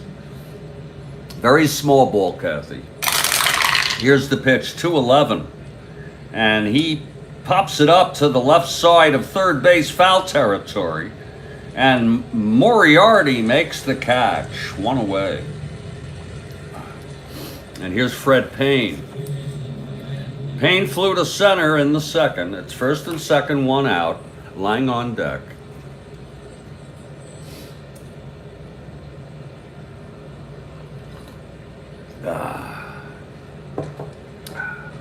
Willett from the stretch, the pitch to Payne. That's 3-8 right-handed. Lines it to third. Caught by Moriarty. 2 down. So Willett allows 2 on, just like in the third. He's trying to get out of this one. Lange is a 5 WR. He's no slouch. Here's the pitch from Willett. That's 4-6 right-handed, and he walked him. You hate to do that. The bases are loaded with White Sox. And Amby McConnell is the batter. He reached on the error by Moriarty in the first. Eventually was on third after a ground ball and a hit by pitch, and then he came home on the wild pitch thrown by Willett. Amby, a left-handed hitter. Here's the pitch from Willett now. That's 5-12 left-handed. Grounds it back to Willett. He's a 1. 3-1. And he throws him out, and the side is retired. So he gets out of it again. Willett. Just so long you'll be able to do that. No runs, 1 hit, 2 walks, 3 left on. And in the middle of the fourth, it's a 1-1 ball game. I definitely need to use the lavatory now. Please don't listen.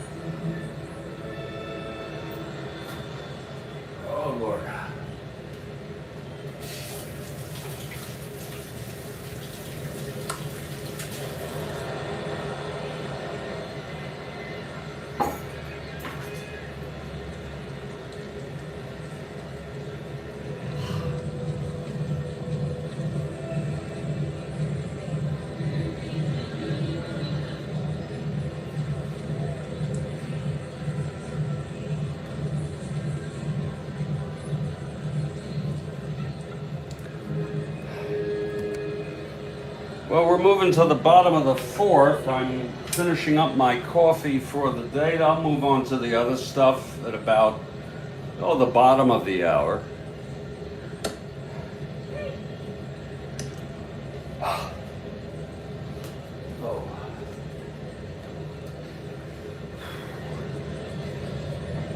Frank Lange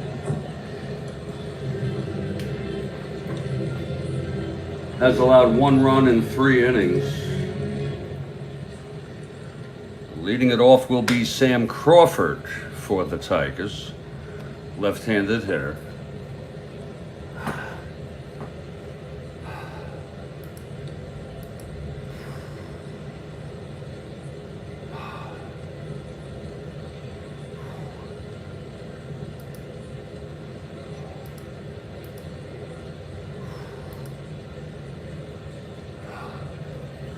Okay, here's Lange now.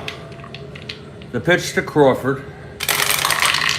That's 1-6, and it's a base hit for Sam. 3rd hit of the game, all singles. Sam Crawford on first to lead it off for the Tigers.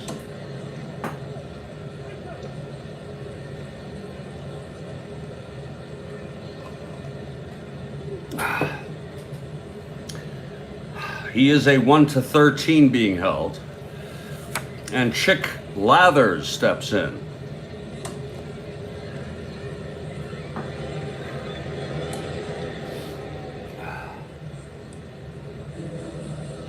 Lange working from the stretch. Here's the pitch to Lathers. That's 6-9 left-handed. Hit deep by Lathers. Into the gap, it'll be a double. This could score Crawford.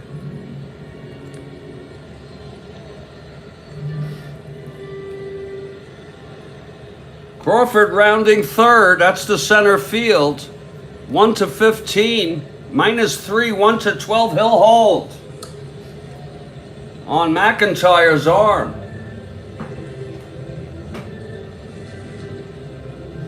So the Tigers have second and third, nobody out, and here's George Moriarty.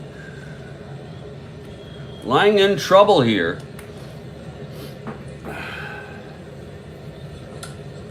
He allowed 6 runs in the real world game.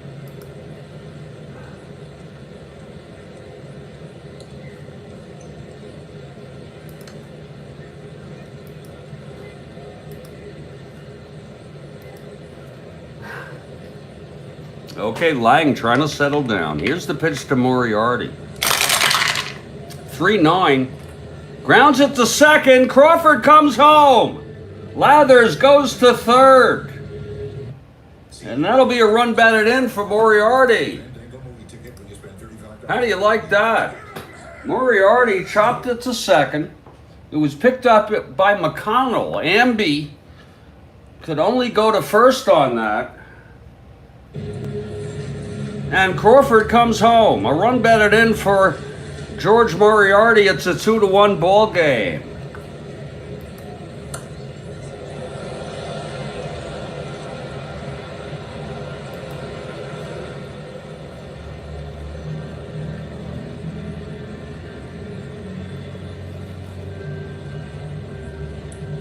He had 60 runs batted in, Moriarty. Important part of this lineup. So it's Lathers on third with 1 out, and Del Gaynor is the batter.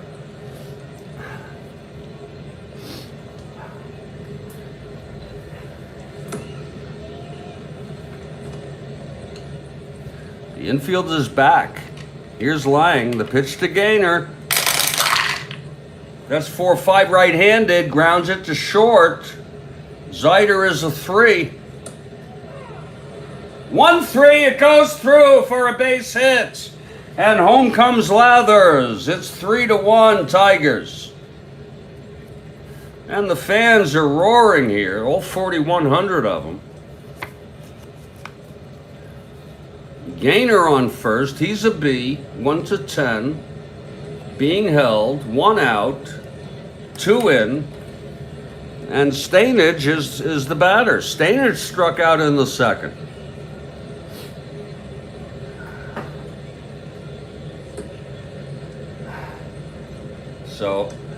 Lange in trouble here in the fourth.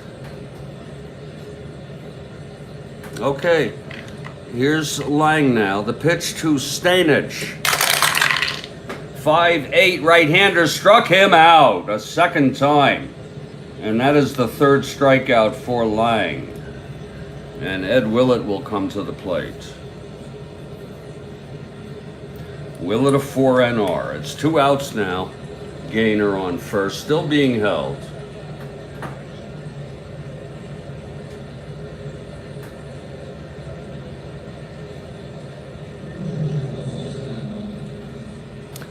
Okay, here's Lange now. The pitch to Willett. That's 5'7" right-hander, and that is going to be a drive hit out to center. McIntyre gets it. Oh, he had a long run for that. I was going to say back to the wall, but I don't think there is a wall. So McIntyre went way back to get that. The side is retired, but there were 2 runs on 3 hits. The leadoff single by Crawford. Lathers doubled. It was second and third. Moriarty knocked Crawford home on a ground ball, and then Gainer singled Lathers in for the second run of the inning through 4. It's Tigers 3, White Sox 1.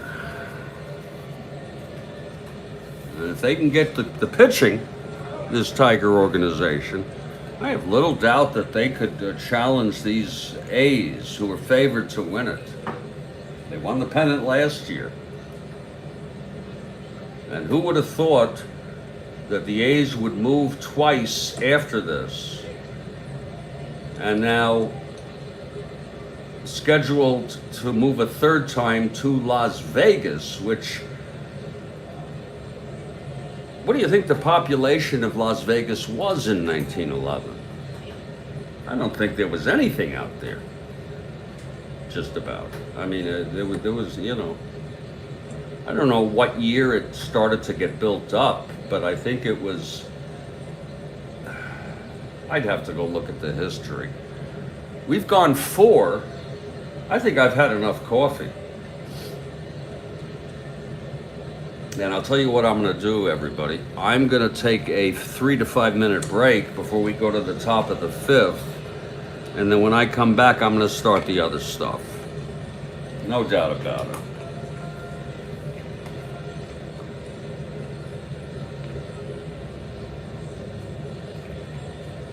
See, I got this one right here, Kathy. This has lots of shit in it. And I have over a half an ounce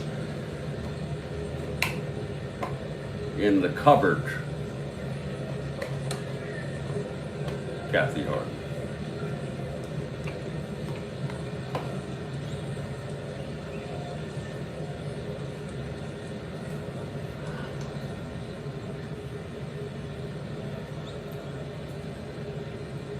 We've got a ball game, folks. 3-1 Tigers. Ed Willett is now the winner of record. Oh, I forgot to write their names in here.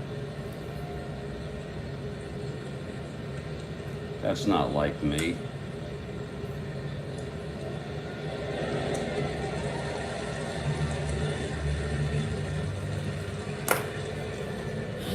And I'll be back for the top of the 5th in just a minute, about 3 to 5. Oh, you see, AJ, you're a smart guy. You could look it up. And I thank you very much. I didn't feel like looking it up, you know? Look at that, under 1,000 people in Vegas in 1911. Isn't that fascinating? I'm going to guess it was in the post-World War II, like right after the war when it really started to get built up, and by the 50s it was exploding. That's just my guess. I do imagine that it got gradually more populated into the 20s and the 30s, but, you know, I'm thinking come like 1946, into the late 40s, it started getting built up, and then it did explode in the 50s and fact, I believe Cuba did a lot of business. Oh, you like that, Kathy? Yeah. Isn't that nice?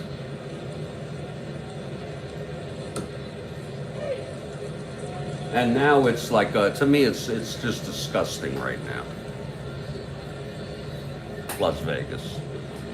I have no desire to go there. It's 3-2 Tigers. We've gone 4 in quite a ball game.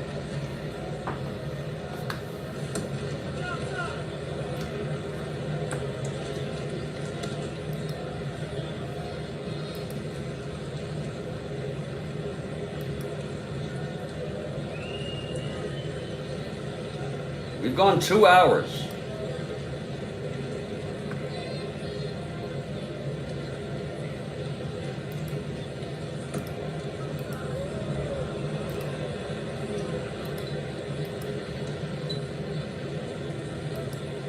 And I will be back. Oh. Hey, Richard, thank you for the,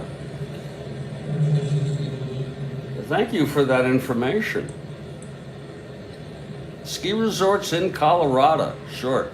You know, the Overlook Hotel from the movie The Shining is fictitious, but maybe there were resorts. That's supposed to be 1921, the Overlook Hotel. And there's a very cool, there's a bunch of ambiances you can get on YouTube of that Overlook Hotel. You remember where Jack Nicholson goes into the ballroom and they have the picture and then you see his picture in there?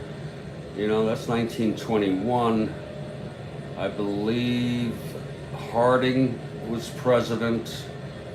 I'm not certain yet if he died. He died of probably a heart attack, and then Coolidge took over. Folks, I'm Jeffrey Guterman, and this is the Strat-O-Matic Baseball Network. We have a thoroughly enjoyable ball game here. It's 3-1 Tigers. And we'll be back in 3-5. Oh, those movies will keep... yeah. You know that Howard Hughes wanted to see movies all night. And there was no... He lived in Vegas. I think he lived in the top floor of a hotel that he owned or something. And he wanted to... So he bought the TV station. There was no cable then. You know? Today you can see just about any movie you want if you're willing to pay the money. I mean any movie.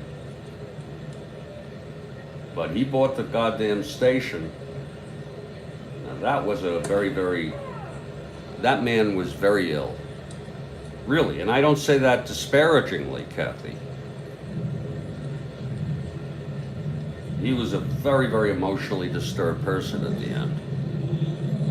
I'll be back in 3-5. This is the Strat-O-Matic Baseball Network. After 4, Detroit 3, Chicago 1.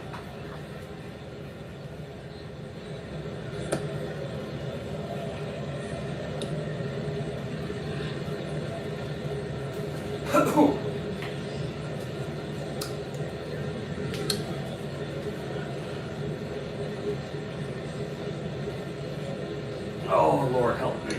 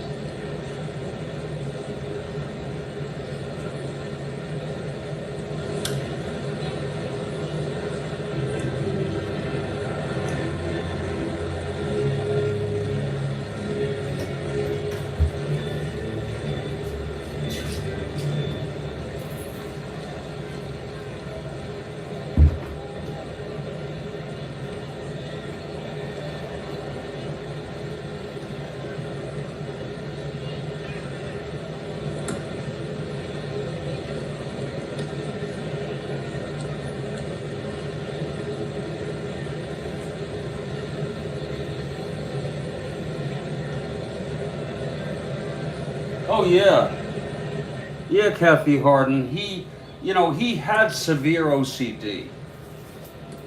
I have tendencies toward obsessive thinking, not so much the behavior.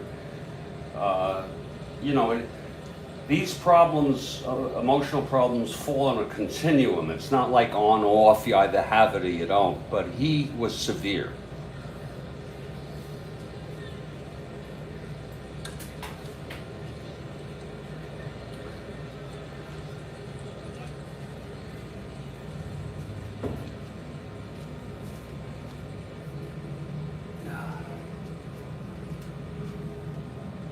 You see this? When this comes back, this is going to be pretty clean except for the rim. And I've got these. They have never been used. Kathy.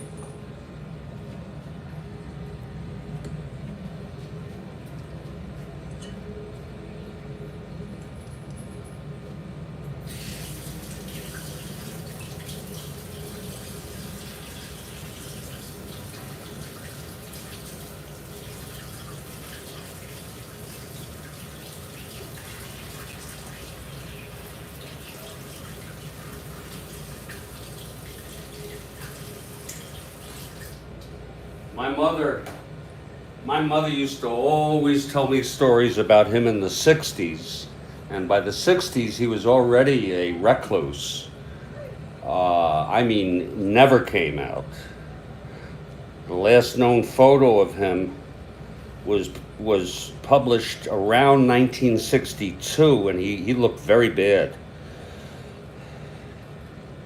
It was in Time magazine. I post it occasionally.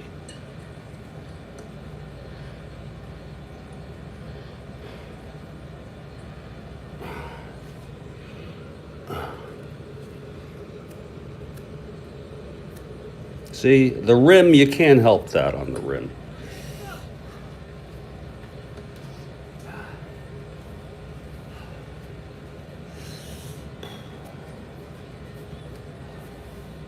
And if it all gets too much for me, folks, I'll just suspend this game. I'm not worrying about, my capabilities here. But Ed Willett is due to take the mound. I was just outside on field level, and the field is very, very soggy. I guess that's not good for the fielders.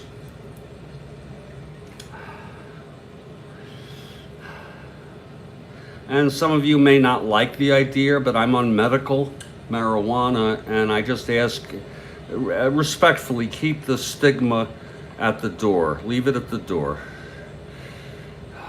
It's like I'm taking my medicine.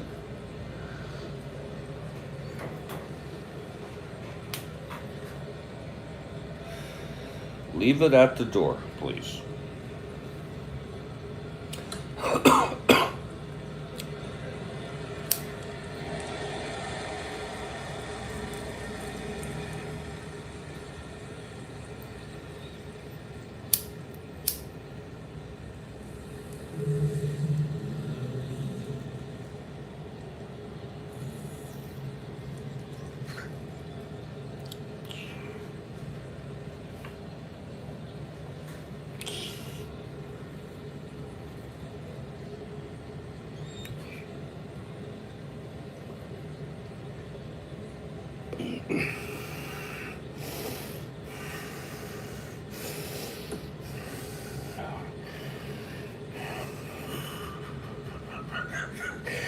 Did you see the movie Blue Velvet, Kathy?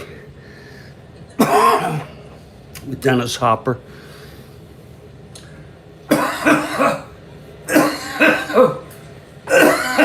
Oh, that was tasty. Oh, Kathy, that was so tasty.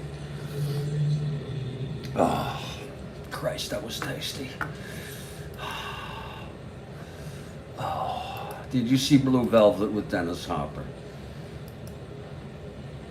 I would like to know.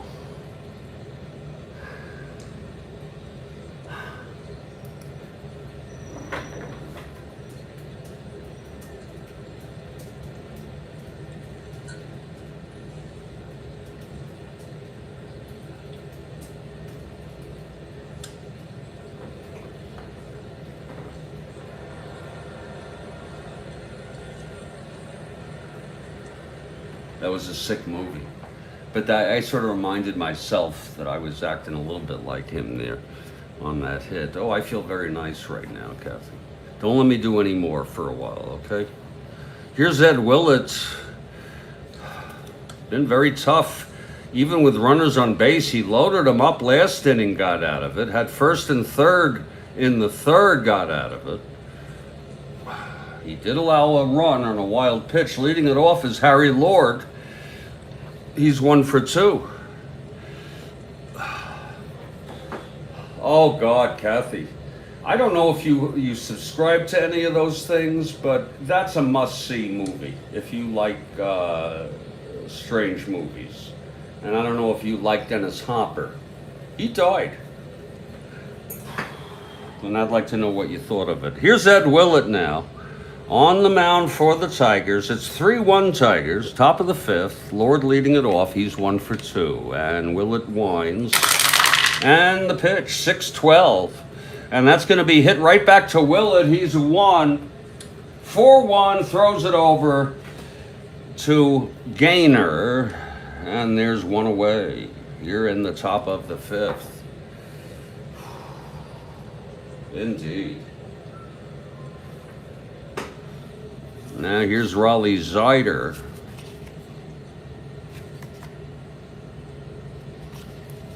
With 1 out and nobody on.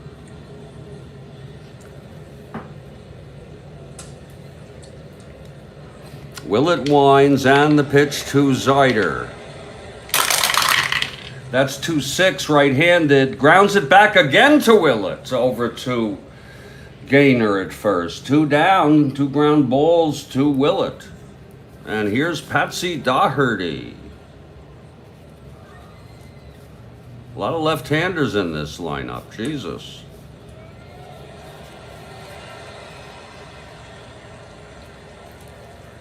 Patsy Daugherty. 2 outs, nobody on. Oh. Marlins getting some insurance runs here in the bottom of the 8th. It was 1-0. This is real world.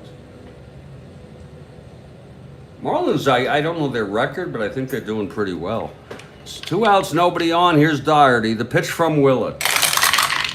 That's 4-9, left-handed. Base hit to left.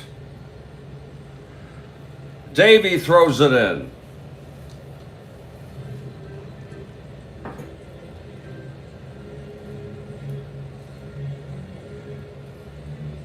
It's 2-0 Marlins. Puck is the reliever in for the Marlins. And there's a fly ball to center. That's 1 down. Okay, Patsy, 1-13, 1-10 being held. Here's Nixie. Nixie at the plate, Patsy on first, 2 outs.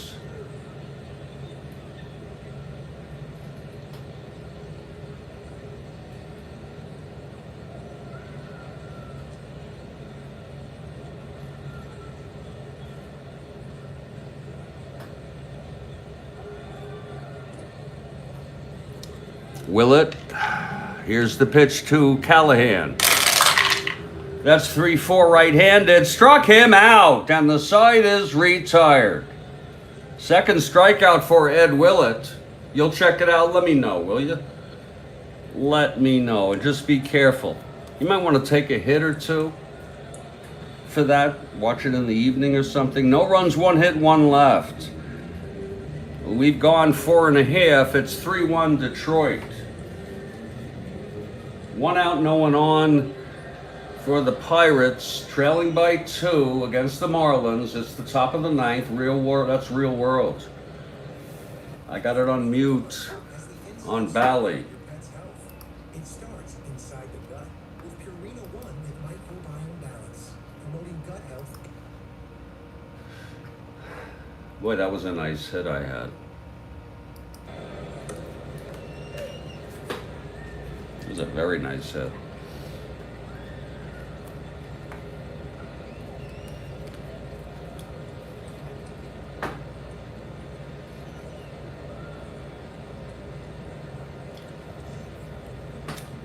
Frank Lange.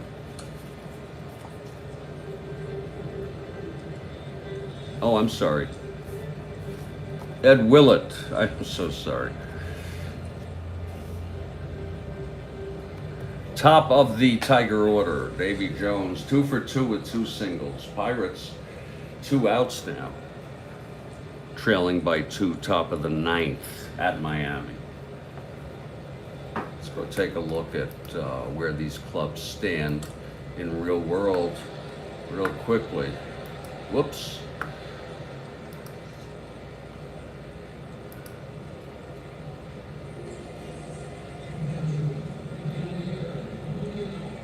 Well, Miami is 6 games out, and they are, the game is over. Marlins win. They are in competition for wild card, of course. The Pirates started really strong. They're now 6 games under 500, maybe 7 now that they lied, I'm not sure. 5.5 out, that's something. How Milwaukee came back. Cincinnati playing really good ball. Wow. Cards aren't so great. Wow. Mets are 6 games under 500.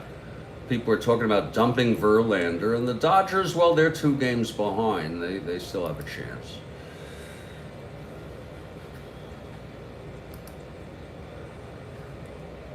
Davy Jones leads it off for the Tigers. And Frank Lange takes the mound.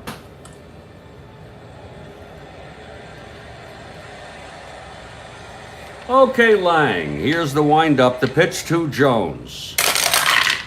410 left-handed, struck him out. That's the 4th for Lange today.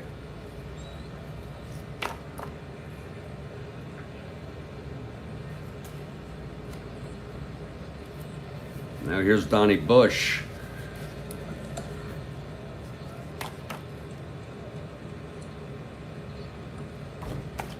One out, nobody on. Oh, I heard about that, AJ. Luis Reyes. Yeah. And especially this day and age. I mean, that wouldn't surprise me in the 80s. Carew was hitting through over 400 many times in June. Oh, well, yeah, it's June.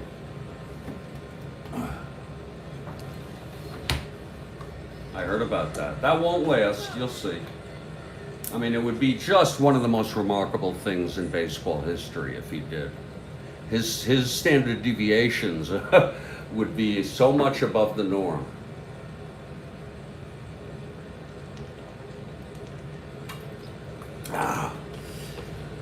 Donnie Bush is coming to the batter's box.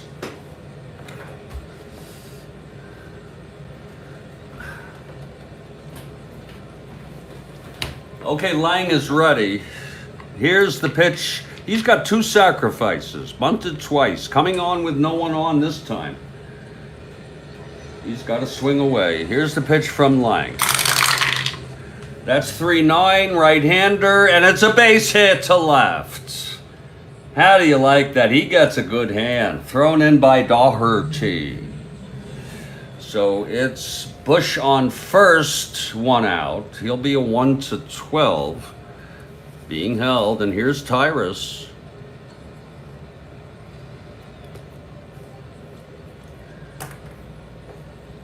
Tyrus 1 for 2 today.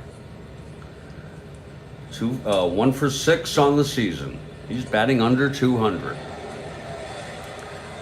Okay, here's Lange. The pitch to Cobb. That's 4-4. Left-handed. Grounds it to short. This could be 2. Zyder is a 3. 4-3. Oh, his only play is to first. Bush goes to second.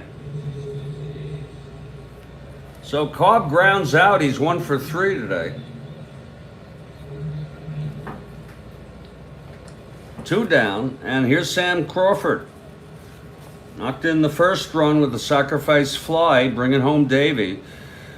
And then he singled and scored in the fourth. Sam Crawford with Donnie Bush on second. 2 outs. Lange trying to get out of this. Pitch to Crawford. There's 4-6 left-handed. Walked him. Lange's endurance is not till the 8th. You know, I'm wanting to always pull the guy. You know, he stayed in the game, complete game, in this game in real world in a 6-0 ball game, Lange. So you got to get used to it. Here's Chick Lathers. Chick Lathers with 2 outs, first and second. Chick grounded back to Lange in the first, doubled and scored. It was the base hit by Gaynor that brought him home.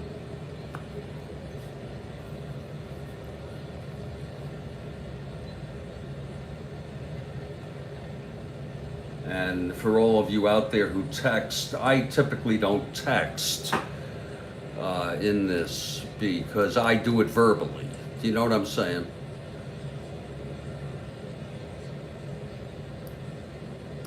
I do it verbally.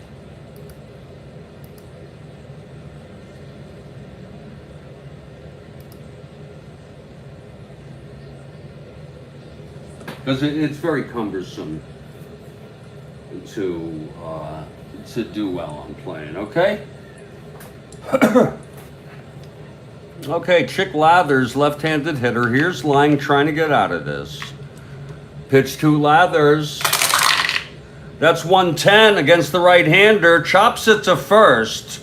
And Tex Jones takes it to the bag, and the side is out. No runs for the Tigers. 1 hit, a walk, both left. I'll tell you, Lange has been very good that inning, very poised with runners on. It's 3-1 Tigers through 5. We're heading to the top of the 6th.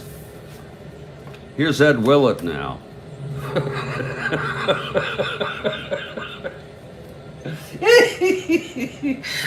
Matty McIntyre, 0 for 1 and a walk today. It's a very moist game. And it's 3:54 p.m. It's kind of fun, you know, on a Sunday to let the afternoon roll through as evening creeps up. You know what I'm saying?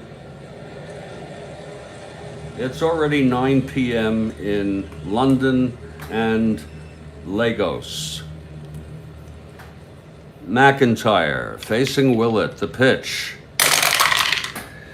3:10, he walked him. So McIntyre is on first.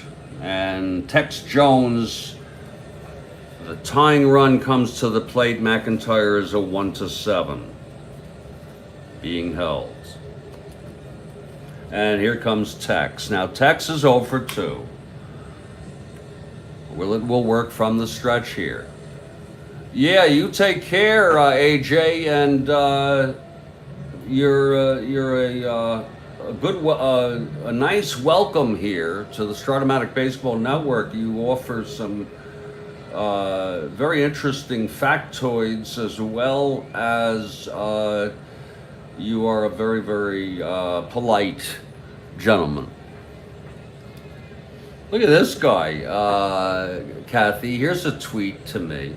I will not tolerate any form of insult on my president.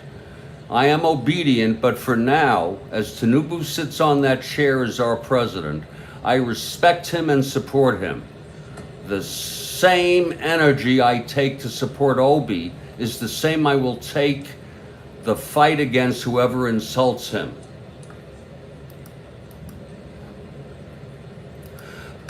Zero followers. Joined April of this year, and he is being blocked. No reply.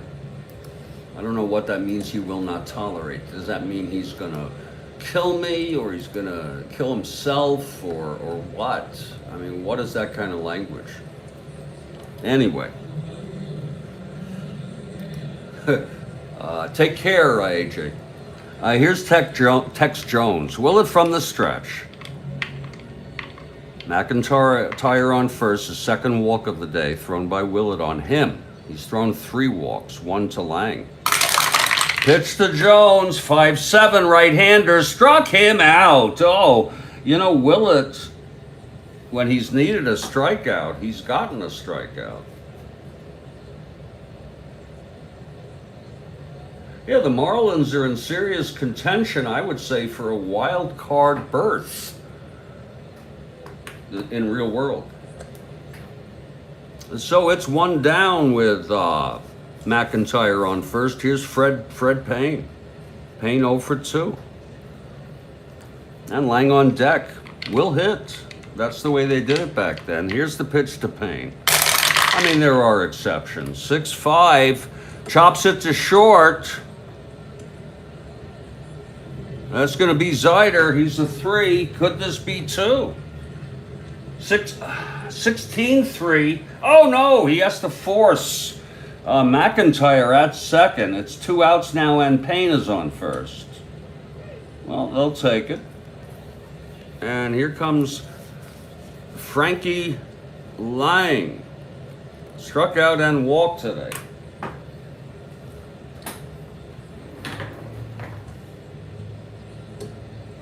CNN.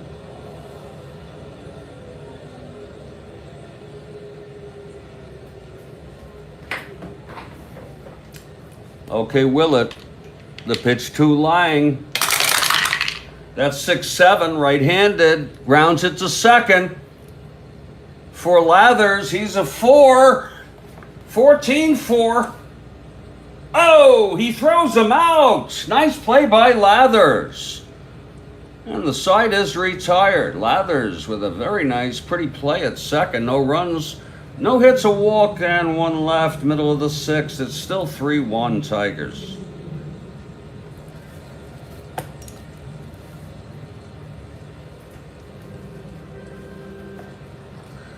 And here's Frankie Lange again. Staying in there. And it's going to be George Moriarty, 0 for 2 today. Man with a moral compass. Called out the Cubs during the World Series. In fact, threw them out of the game for the anti-Semitic slurs. Cleared the bench.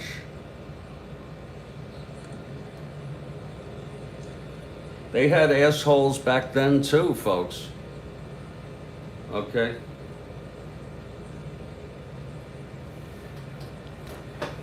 Okay, here's Moriarty now. Frank Lange on the mound, trying to keep the White Sox in this. Here's the pitch to Moriarty.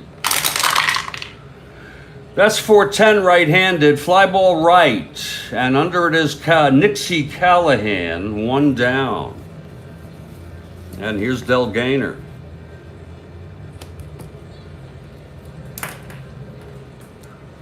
Gaynor 1 for 2, struck out and singled. See, I'd never have patience or interest in this if I were alone.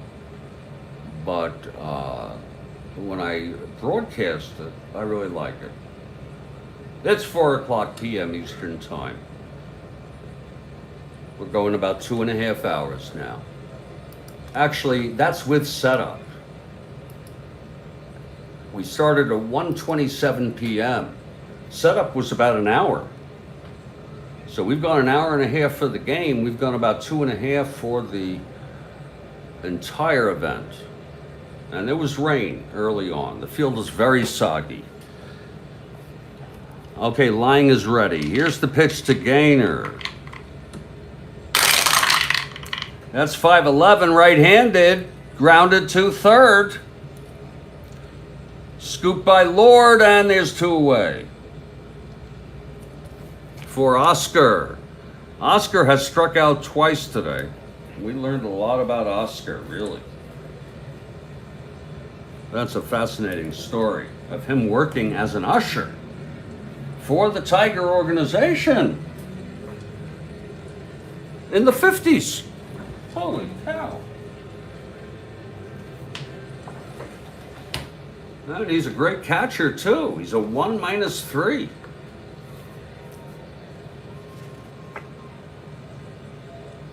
264, not bad. 51 runs batted in. 503 at bats, so he's going to play a lot. I could say almost every day, I don't know.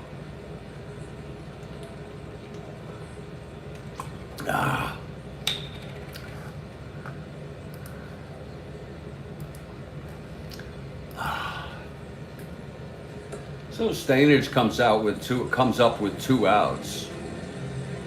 And nobody on, bottom of the sixth. Tigers lead by 2. Okay, here's Lange now. Pitch to Stainage. That 6'5" right-handed walked him. So Stainage takes first, and Eddie Willett comes to the plate, the winning pitcher of record. And it's not to say he has not been in trouble. Willett 0 for 2. Lange from the stretch. That's 2-7, and he struck him out. That's the 5th for Lange, and the side is retired. No runs, no hits, the walk to Oscar, and he was left on base. So I'm feeling closer to Oscar today than I ever have, and I think that that's a sign of how and I'm hoping you, as a viewer, will as your relationship to these ball players develops. Okay, Eddie Willett started 27 games. Okay, and he's pitching, as far as I'm concerned, he's pitching very good baseball. He's just got to be careful there, because Amby will lead it off, and you want to avoid runners on base if possible.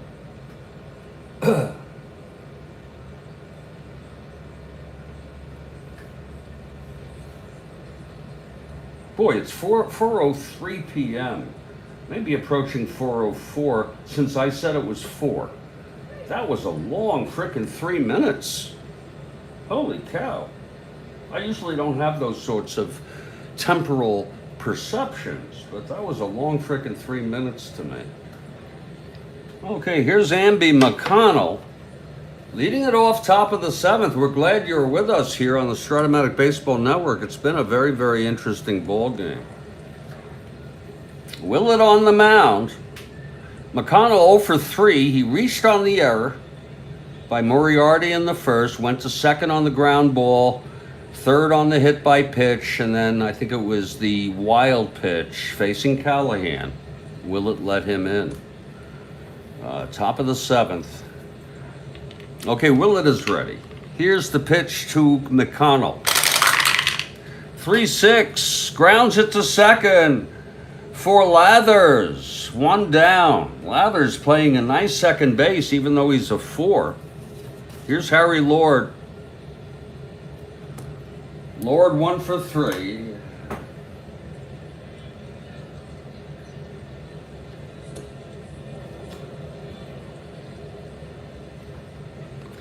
Willett winds and deals.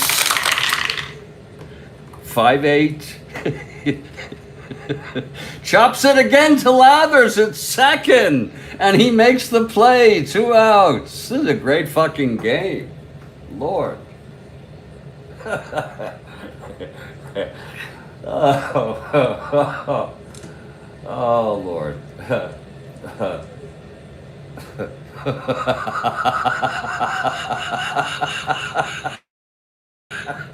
Woo!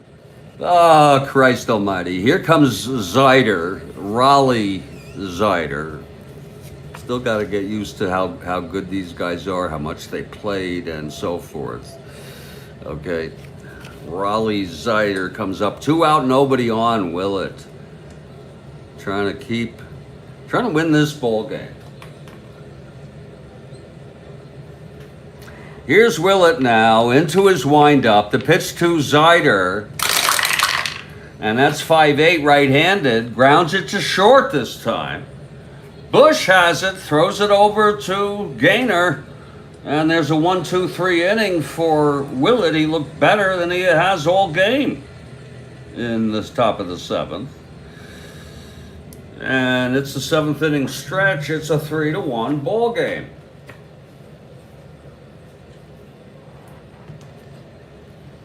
And Frankie Lange is due to pitch here.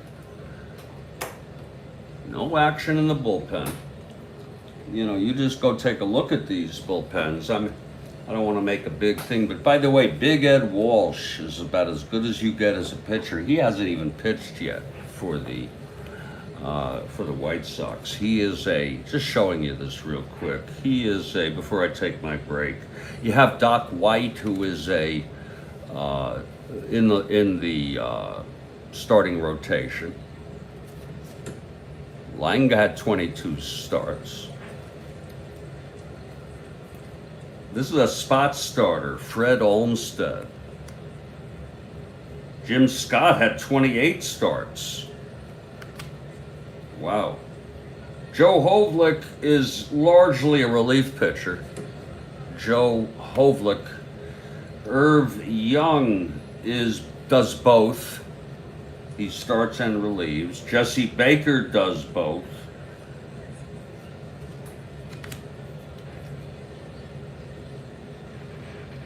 Joe Benz had 6 starts, 2 saves. He's kind of both. A very deep pitching staff. Very deep. Really. I like it. Those are all the pitchers. That's the pitching staff. And they have 4, 5, 6, 7, 8 pitchers. I believe who started the first game? I should know that. You know that? I should look that up.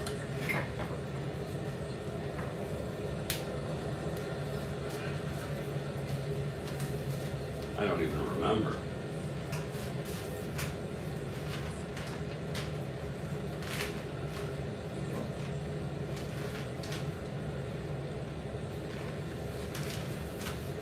Here it is. It was Walsh. I'm so sorry. Look at me. How silly I am. It was Big Ed Walsh. And he lost it. That can happen, by the way. Mullen is a good pitcher. Keep your eye on the Tigers, Kathy Harden, because they have a chance to win this pennant.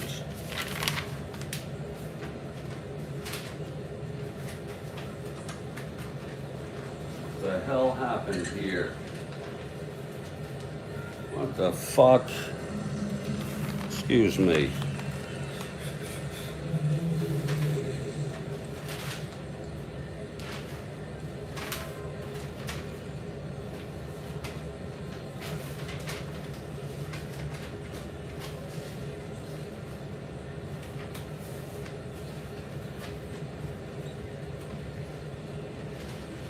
Yeah, Big Ed Walsh. He threw a spitter.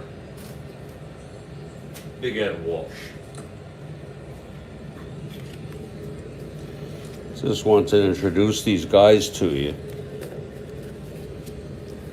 Well, maybe we'll do the Tigers some other time. Folks, it's a 3-2 ball game, and Frankie Lange, it's been no runs batted in because it was a wild pitch that scored the only run, and for Chicago, well pitched by Willett, so there's nothing to see there. Lange will face the top of this order, and I hope you're enjoying this ball game. This has been a game. Okay, we're approaching the 3-hour mark in about 10 minutes.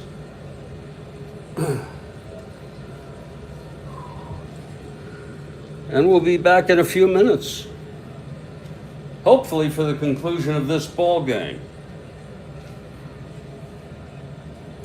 This is the Strat-O-Matic Baseball Network.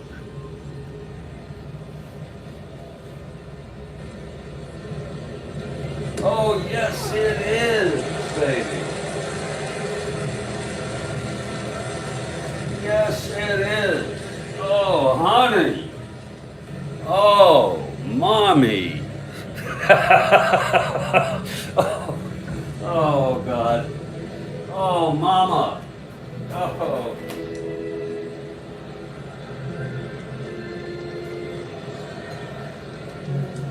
Oh.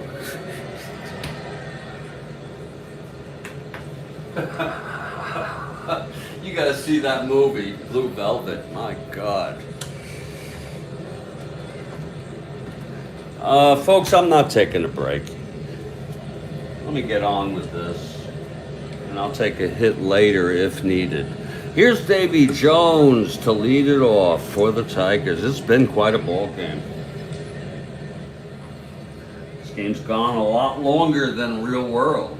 It was an hour and 40 minutes in Real World. Boy, they knew how to play him rapidly. Here's Lange now, starting his 7th inning. The pitch to Jones, 2 for 3.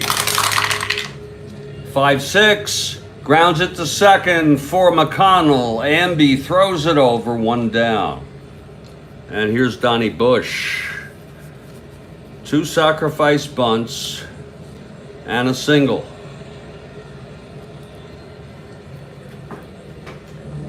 Donnie is a switch hitter. He's batting left against Lange.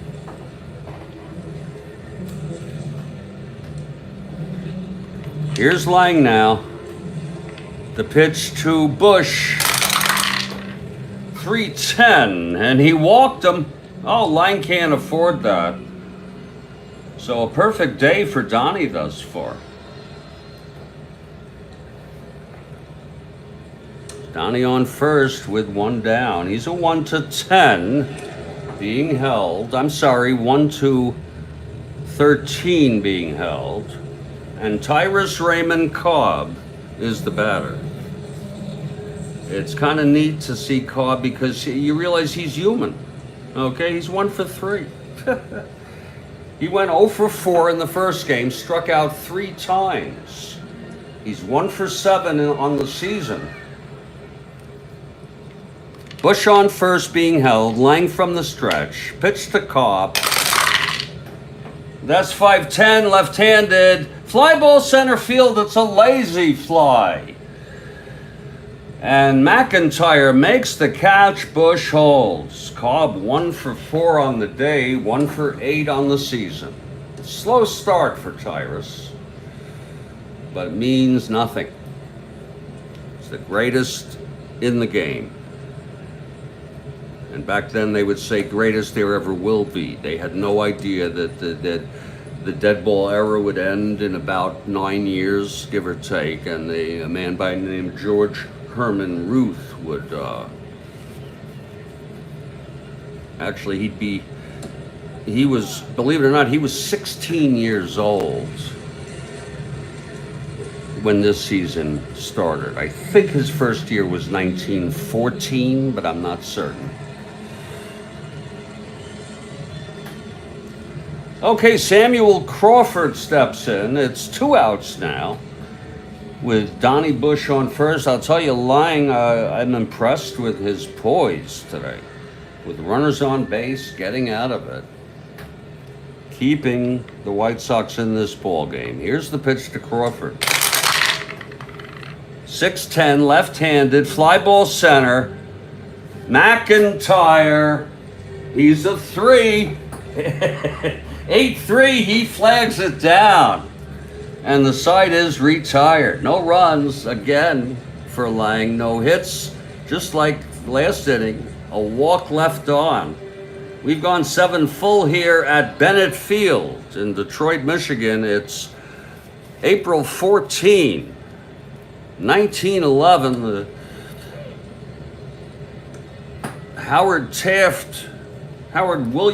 William Howard Taft is the president of the United States. And will be the year before, actually, 1910, when he threw out the first ball. And I posted a documentary about him on our community board, just so we can get into the feel. Well, Ed Willett may be the star of this ball game thus far if he can hold on. He has kept the White Sox to 1 run It's a 3-1 ball game. It's going to be Patsy, Nixie, and Tex here in the top of the 8th.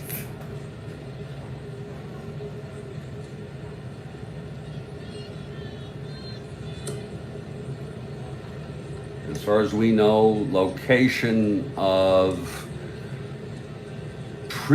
Joe, or whatever his name is, the head of the Wagner Group, unknown.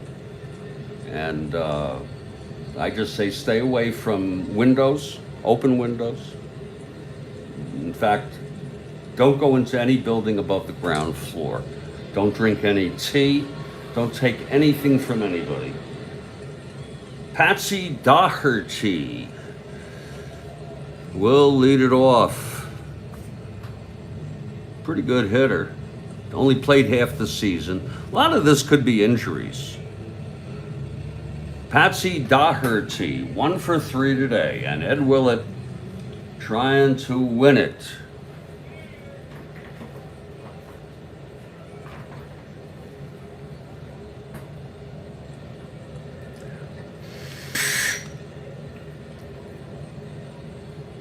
And it's been a ball game. There's no freaking doubt about this. This has been the kind of game you want to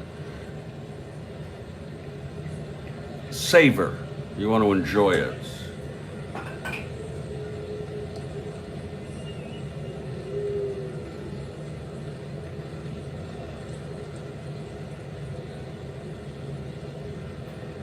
You really want to dig it. And I hope wherever you are, you're enjoying this ball game.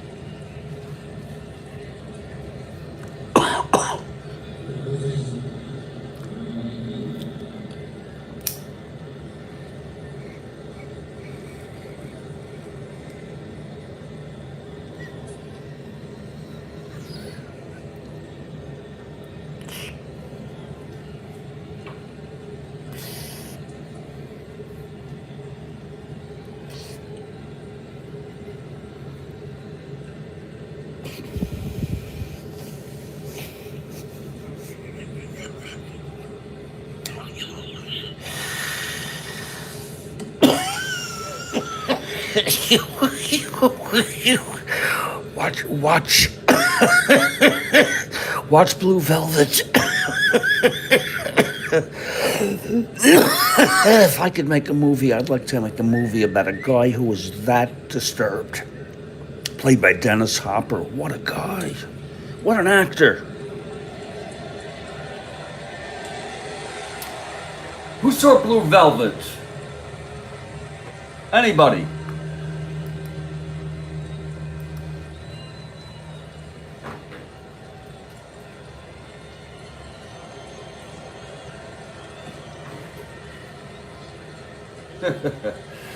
Oh, it's the top of the 8th, and Ed Willett is winning this ball game. He's allowed 1 run in 7 innings. It came on a wild pitch with 2 outs to Nixie Callahan. Amby McConnell was on third. 3-1 Tigers. Here's Willett now. The pitch to Daugherty. And that's going to be 5-4. Left-handed. Fly ball center. Tyrus makes the catch. 1 away. Tyrus throws it in.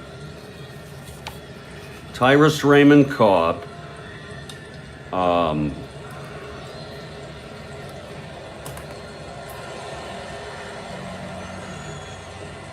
And here's Nixie now. I'd say there's about 2,700, 2,800 left in this ballpark. A lot of people left this ballpark early when the rain was pouring. And a lot of people have left the ballpark since. But it's a good ball game, I'm going to tell you. Nixie Callahan is facing Eddie Willett.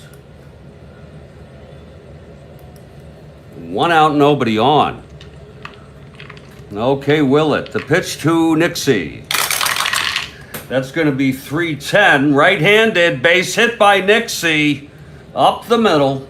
Cobb scoops it. Throws it in.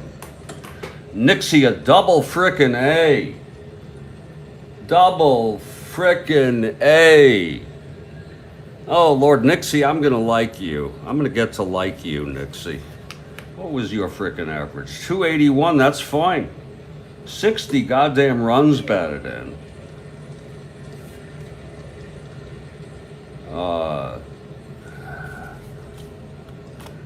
For Callahan. For this White Sox ball club. Nixie Callahan. Imagine the lives they had. Imagine the hotels they stayed in. Think about the trains they rode on. I heard one interview, it was on a documentary, of an old-time player, not sure who it was, but he said, when you're on those trains, if you open the window, you'll get soot on your face all night. If you close it, you'll roast to death.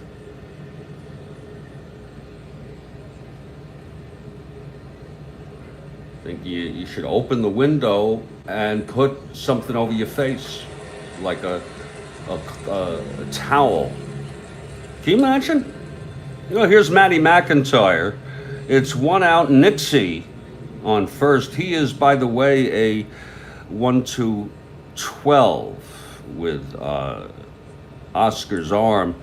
You know, that's not bad 1-12, but he won't go. We need more than that. We need McIntyre to face Willett. Here's the stretch. 1-7. Base hit to right for Matty. Nixie rounding second. 1-15. 1-12 he'll hold. Crawford has an arm. And a pretty good one at that, Samuel Crawford.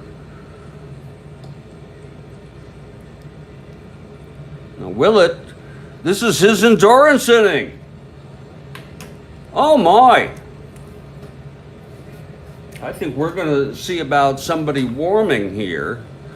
A most unusual situation. Let's first resolve this. 1-7 on McIntyre against the right-hander, single to right field.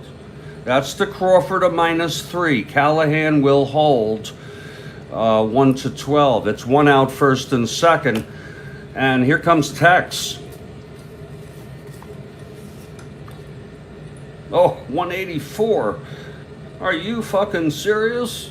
Oh, 31 at bats? Okay.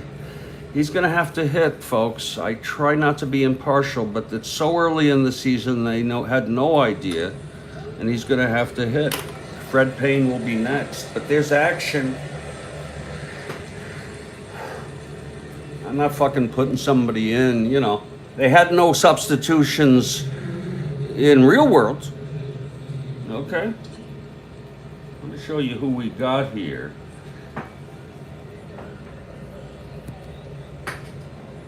Oh, they were very close, Gigi, absolutely. But they had also a rivalry, I believe.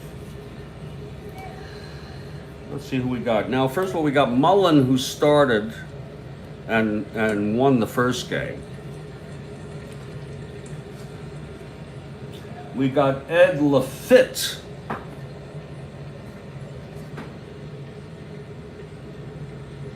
I can't read that if that's 20 or 30 starts. He was 11-8.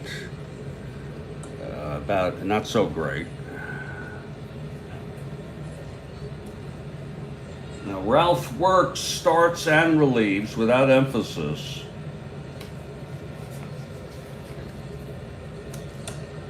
Of course, there's Wild Bill Donovan.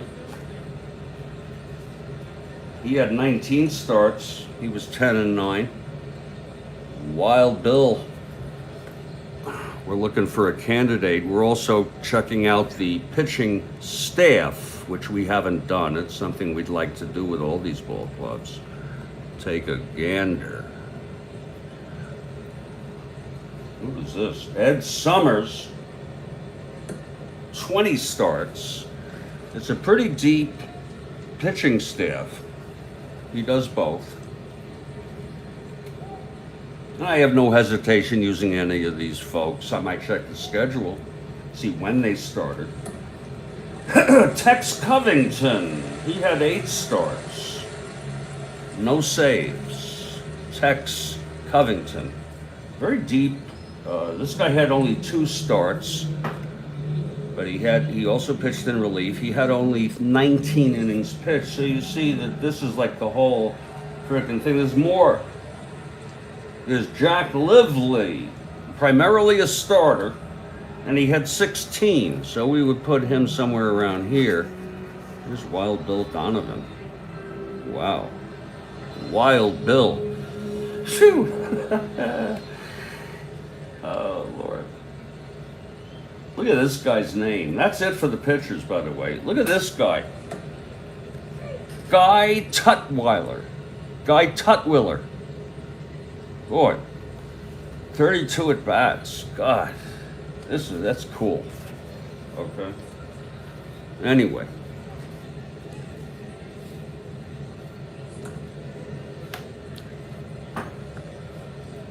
I'm going to just go take a look.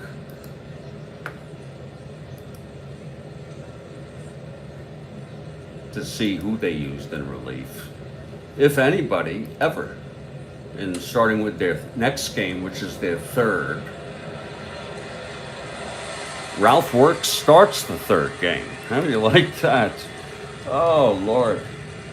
Lively pitched a complete game. That's game 5. We'll go on all day. We don't care. Mullen starts again. Wow. He started the first game. As he pitched game 1, game 6. Here's Lafty. They have not used into like the first 7 games, 8 games. They have not used a relief pitcher. Okay, Willett again, complete game. It's unbelievable. I'm just curious. I know I could pick anybody. Here's another. Mullen on 2 days rest. Holy shit. Complete game. Lively again. Game 14. Here we go. Pug Cavett, who doesn't even have a frickin' card. Pug Cavett, like Dick Cavett, but like the pug dog. Okay. He started game 15.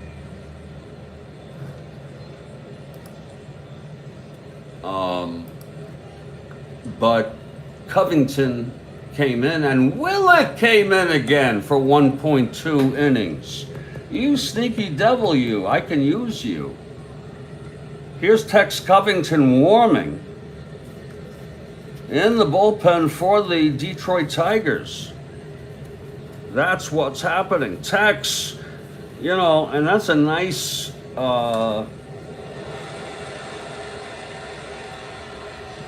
answer to the White Sox, who have Tex Jones. Okay? They got freaking Tex Jones. And now, maybe, the Tigers will have Tex Covington.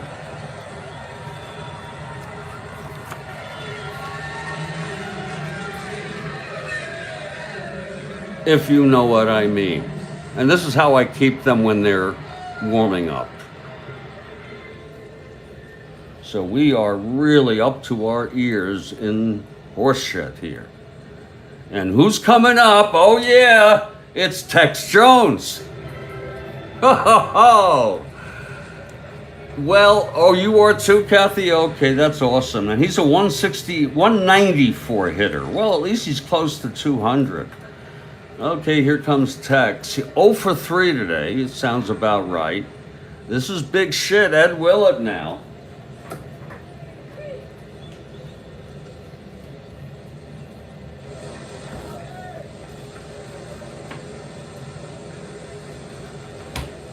We have 4:31 p.m. Eastern here at the Strat-O-Matic Baseball Network studio. broadcasting with a remote time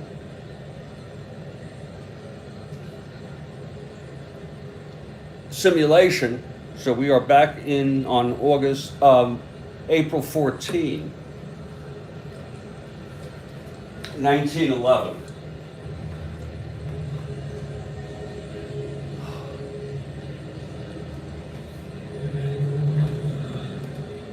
And I could get into how the world really was. I'll get into that at a future time.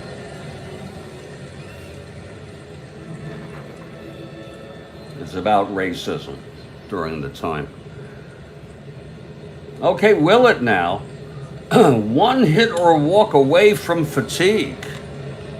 And it's first and second, one out. Big Tex Jones at the plate. Tex Covington warming for the Tigers. Here's the pitch from Willett.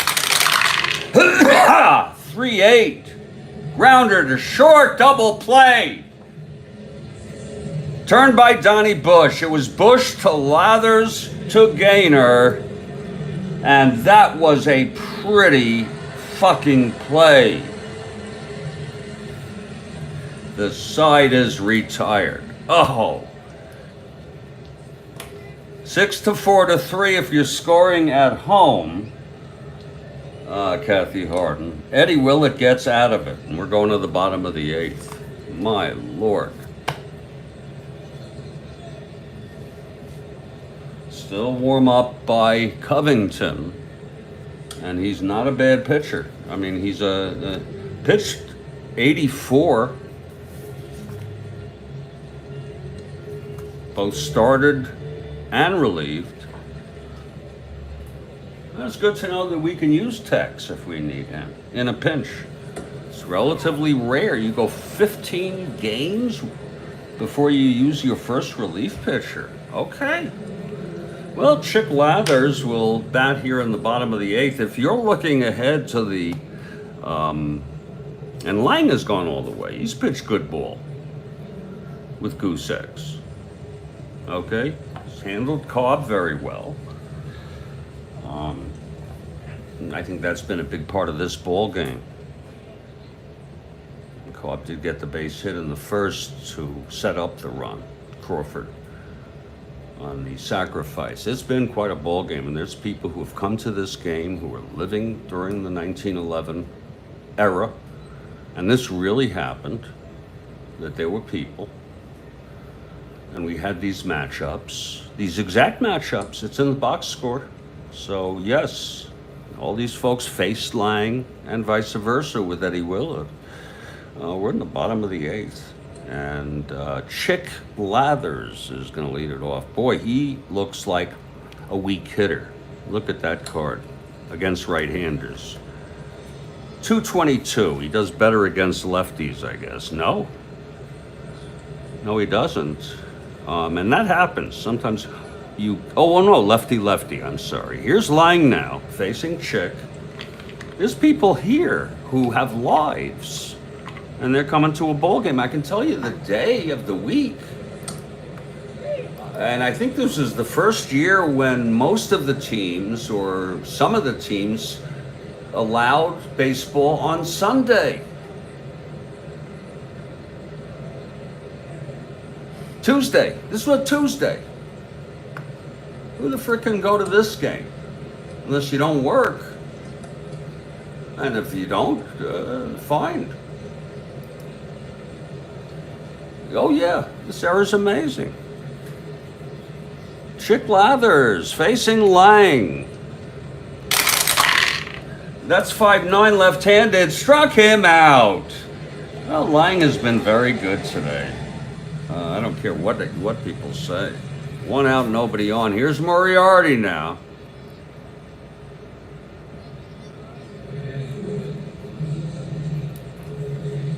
George Moriarty. With one out, nobody on. If you're looking ahead, it's going to be Tex Jones, Fred Payne, and then we will have a pinch hitter. Okay. Oh, God. Here's the pitch to Moriarty. Like to see Lange get out of this. 5-4. That fell off, by the way. House rules, it counts. 5-4, right-hander. Chops it to third for Moriarty. I'm sorry. For Lord Henry. He's a 2. Henry's a 2. He throws him out. So Henry. Is it Henry Lord? I'm messing that up every time. Moriarty grounds out to. I believe it's Henry. Yeah. Harry! Oh, I'm so sorry. I am so sorry, Harry. I don't know. Henry sounded so much more, you know, Lord type. Lordish, if you will. So it's 2 outs, nobody on. Here's Gaynor. It's Dell Gaynor. Dell is I knew a Dell in the 70s who was about 10 years younger, so someone who was like at the beginning of the baby boom. His name was Dell. And that's it, I think. 2 outs, nobody on.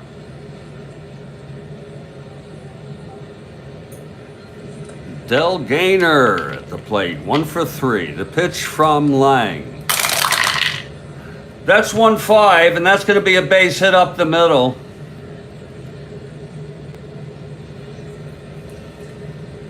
McIntyre fields it, throws it in. That's soggy out there, folks. It's fucking soggy. It's like soggy, almost mud out there. If you don't stomp in it, you won't make it worse. So it's 2 outs with Gaynor on first. Gaynor, I forgot to look. He's a B. Being held 1-7. And here's Oscar now. You know, Oscar. I like Oscar, this guy. And he had 504 at bats. This is what I really wanted. 503 at bats.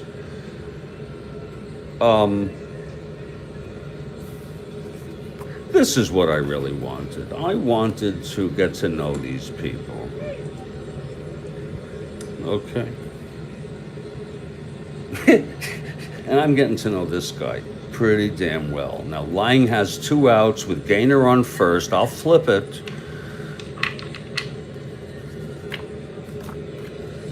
It's righty-righty. Here's the pitch to Stainage. 4-5. Right-hander. Grounds it to short.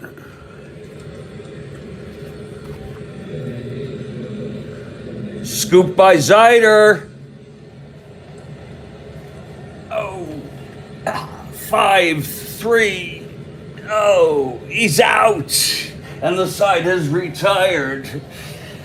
Oh, we're going to the 9th now. You don't think these guys want to come back? 1911? They knew what was going on. They knew the score. Okay? These fucking guys knew the score. Lange pitched good baseball. Pitched 8 innings.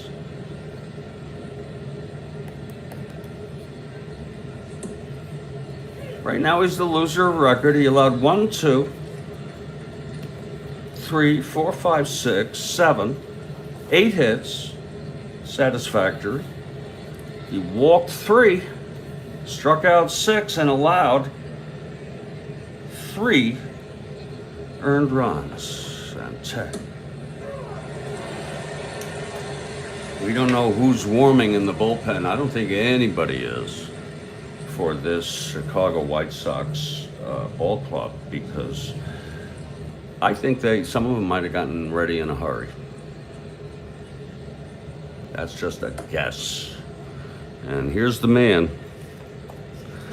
Eddie Willett. Oh yeah, his first start of the season.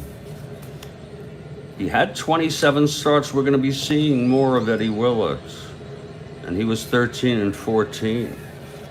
And we saw him being used with 2 days rest. We saw him being used to win a game in relief. Eddie Willett has gone all the way.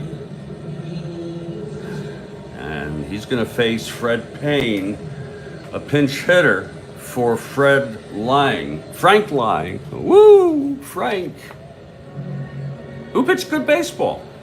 We'll put him back, by the way. And then it'll be Amby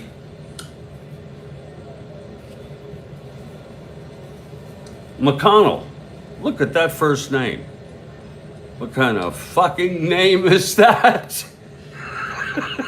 I'll just be... And folks, a lot of this is American. Now, you had some things like Napoleon Lajoie, and they called the whole goddamn team after him, the Naps. We're going to have Willett facing Payne, but not before I take my last break of the evening. I want to go outside. I want to see the world. I want to see things. I want to breathe real air. Okay?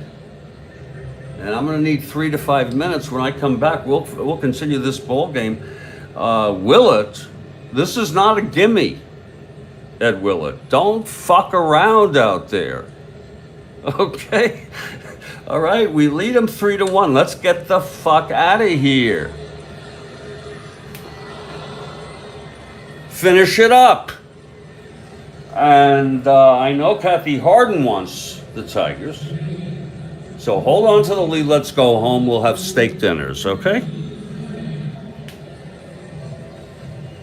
Before it gets too goddamn dark here to see anything. I'm Jeffrey Guterman. I'll be back in about 3 to 5 minutes. I'm going to compose myself. I'm going to go outside. I'm going to do the other things.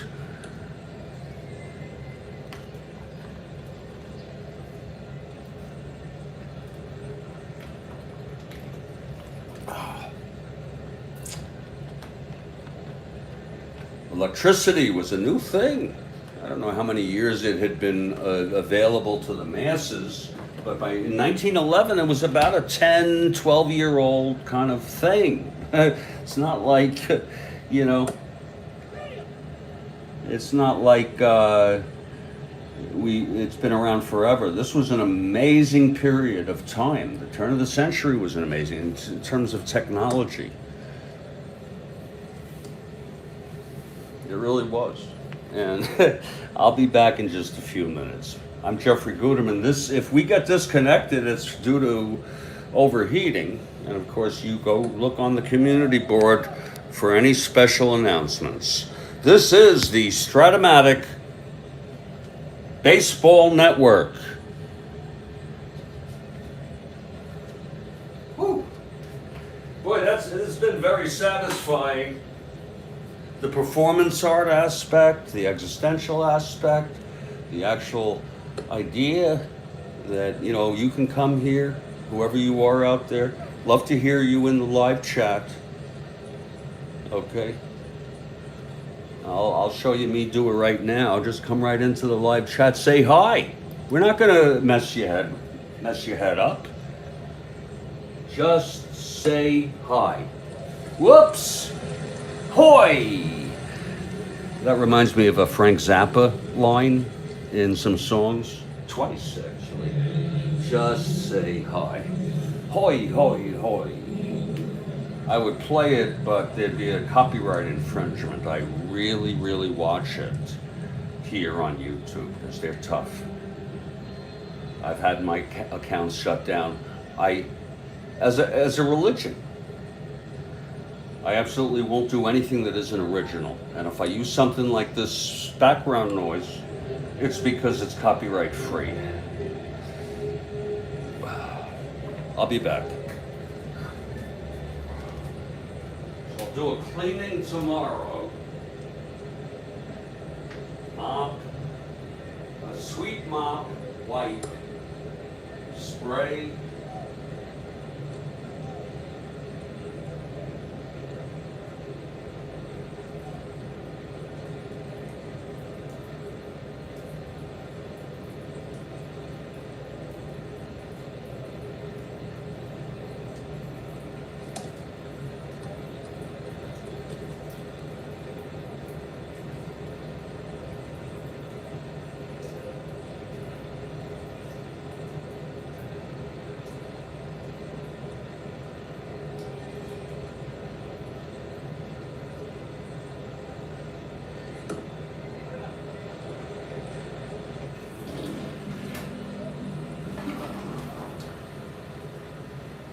I can play original music, okay?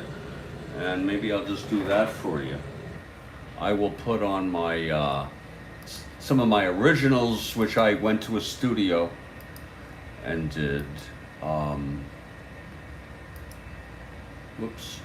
And recorded about 40 of them. I have them all on one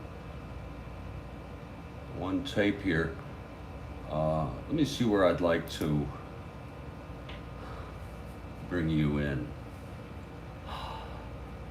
Yeah, maybe here. Yeah, this might not be bad. We'll start off with Jealousy, and it'll just go on from there. It's going to go on. I'll give you some of the titles here. Jealousy, Mary Lisa, Marjorie. In fact, I don't think we'll have to be here for long. In fact, I'll play Jealousy and Mary Lisa.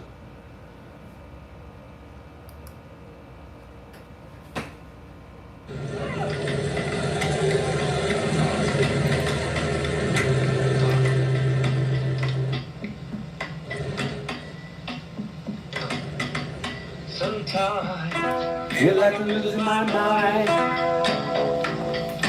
Things I say and do aren't so kind. Sometimes I just don't know what to do. Thing that really gets me, I'm lost with you. Baby, I started to see, baby, how this love can be. I'm wasting my time on jealousy while all the time was in front of me. Baby, now it's coming to me. Baby, we're meant to be. I'm wasting my time on jealousy while all the time answer was in front of me.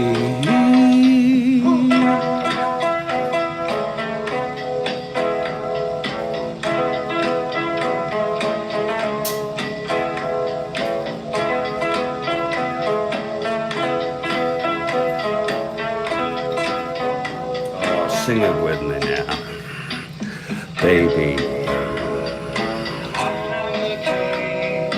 Baby, it's in front of me.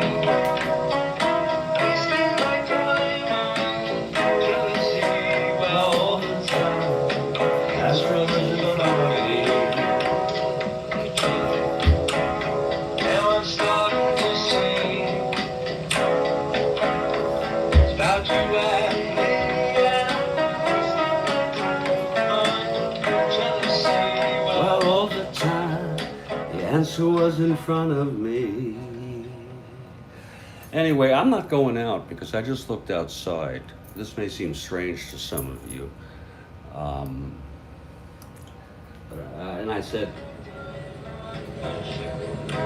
I'm afraid to go out. So I'll do this one last tune for you. It's called Mary Lisa. Mary Lisa, you're the prettiest girl I ever did see. Mary Lisa, you're the sweetest little thing, you're a mystery. Mary Lisa, you look so good like I knew you would. Mary Lisa, you look so fine and you taste like wine. Baby, that's what you I wanna be. Baby, it's true, can't you see?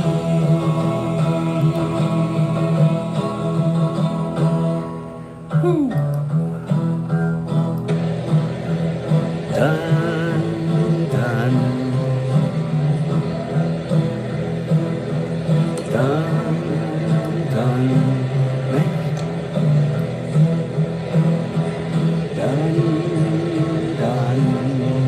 Thank you. Thank you very much. Dun, dun.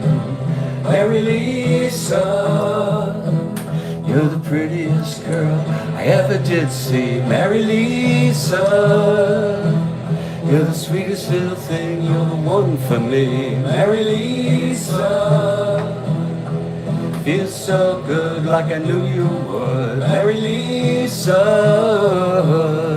you look so fine and you taste like wine. Baby, it's you I wanna be. Baby, it's true, let's see. Now we get a fade out here. And go back to Mary Lisa. Mary Lisa.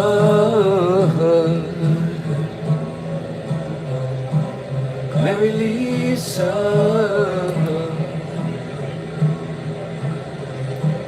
Mary Lisa.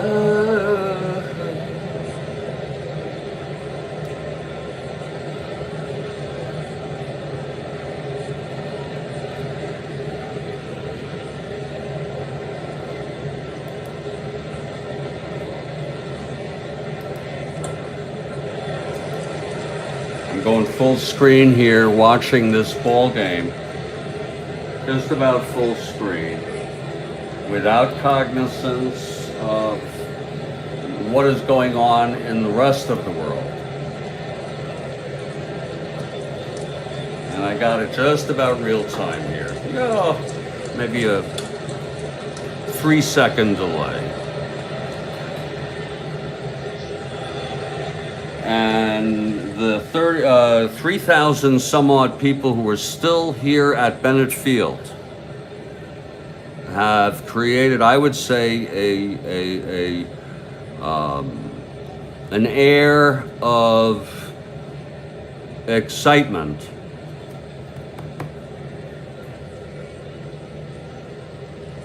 in this ball game early on, April 14, 1911.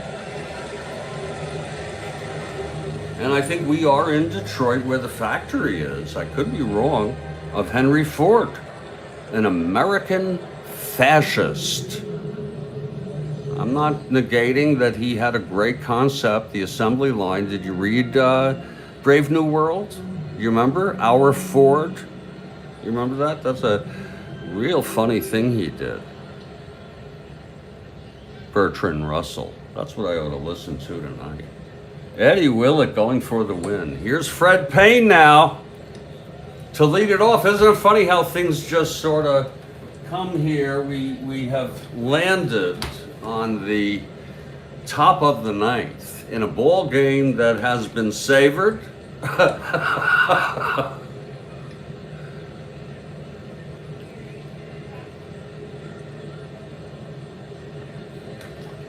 And has been yours and mine. These guys actually faced each other, kind of like how we're doing.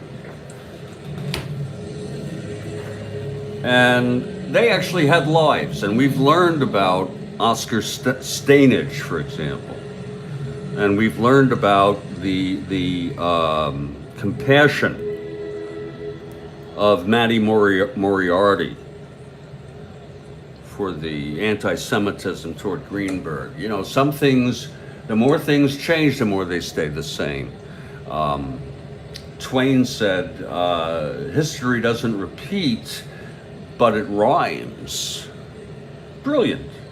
That was a fucking, maybe the greatest wit who ever lived. You know, Freud said, go ask the poets. He said, whenever I make a big discovery, I realize that some poet has already been here. Go ask the poets. So Fred Payne is picking a bat out.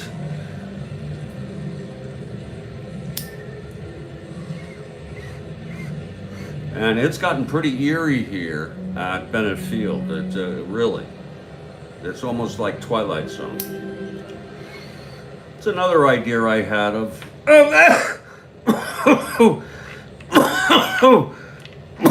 doing Twilight Zone episodes like narrated off the top of my head, impromptu, because I know them all, or most of them. Here's the pitch to Payne. 3-10, right-handed, pops it up right behind the plate, and there's Oscar. He makes the catch. You know, he may not have had a protection there. When did they all start doing it? Payne pops out to Stanage for the first time. We had a lot of fucking pop-ups today to the catchers. In fact, that is, well, that's only the second. Wait, third. Okay. And Fred Payne, who just popped out, by the way, to the catcher. He has caught one. Maybe not that many. There's going to be a hitter here for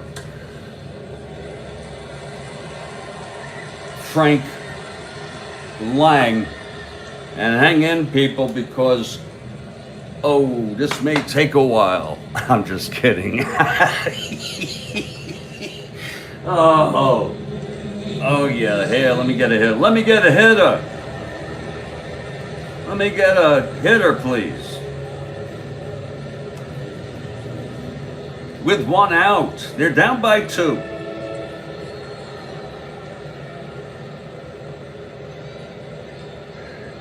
I have the fortune of being able to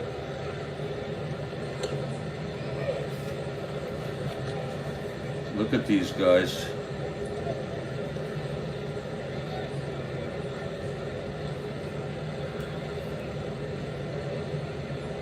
Whoa.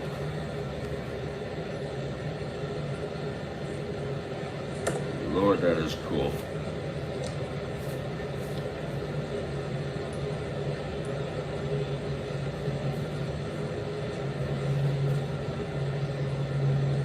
Whoa.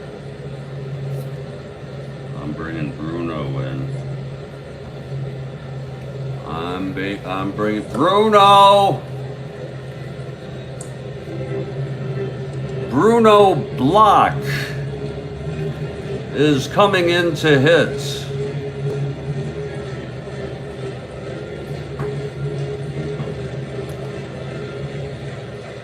Bruno Block with one out, nobody on.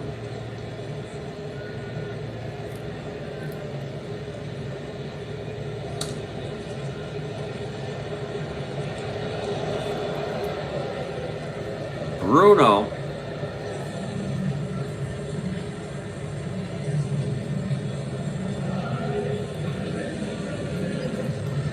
okay, here's Willett now, the wind up and the pitch to Bruno.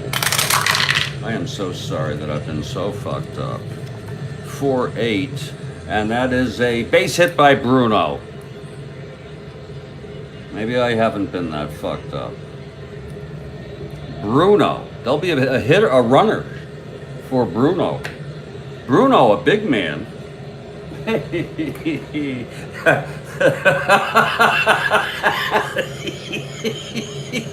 Ooh. Oh. Oh, there's a base hit off Willett. And by the way, one more hit or walk, he's fatigued. I'm going to tell you that right now. Woo. Oh, God, this is funny stuff. Oh, shit. Oh, God almighty. Oh, really funny stuff. Biff. Whoa, Biff has speed. Can't hit for a damn. But Biff Schaller has speed. He can't fucking hit the side of a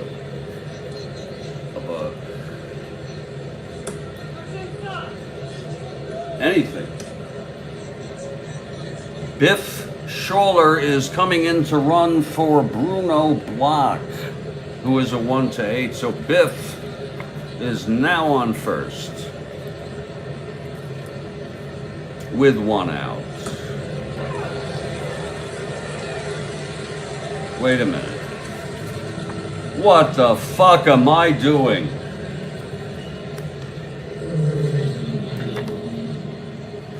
What the? That's the weed. I'm so sorry. Biff Schroeder's on the Tigers. Oh, that was. And I caught it. Bruno is on the White Sox. Yeah, we'll get a hitter from the White Sox. That would be a much better idea. And you know what? You want to know something? These guys are amazing on the base paths.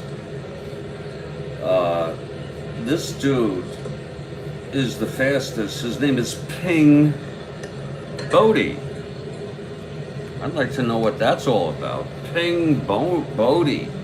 Lord, that's weird. Ping Bodie is running for Bruno. Okay? It's that simple. With one out, and here comes Amby McConnell. Boy, Amby.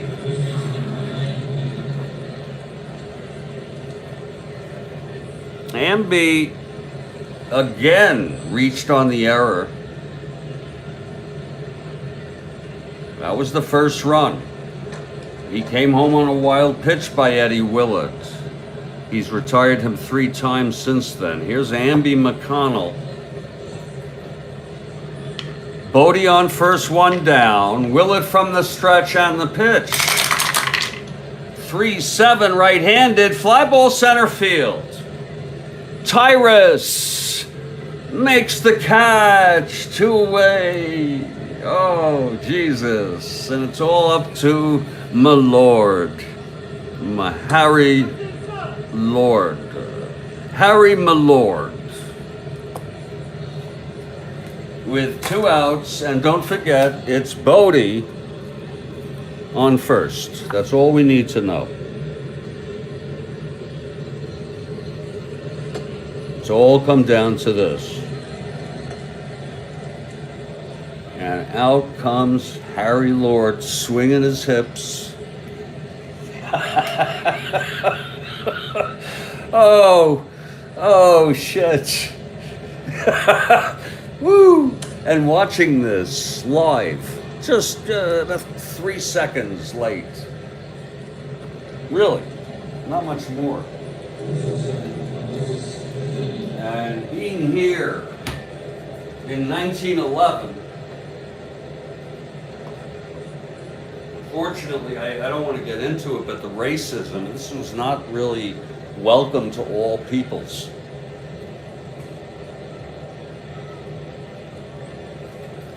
But for now, I'm going to go along with that and understand that, have the guilt, the utter rejection of racism, but I'm still going to enjoy this as if I could go back in time at my age and live in this world.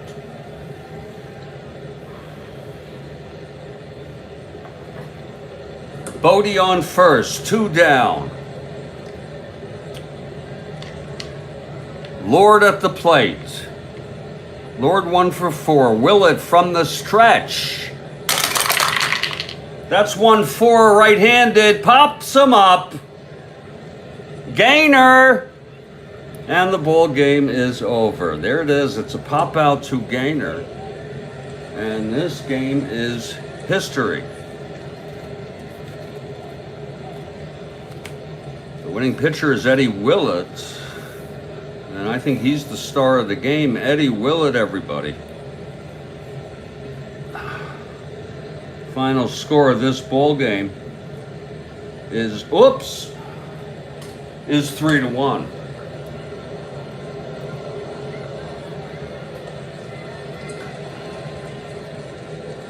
And we hope, I'm sorry that my behavior got a little bit out of hand at times.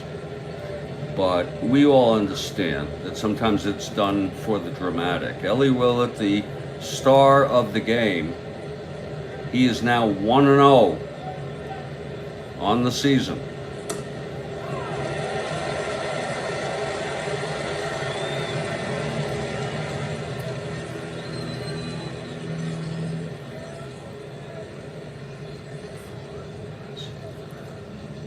He really pitched good ball.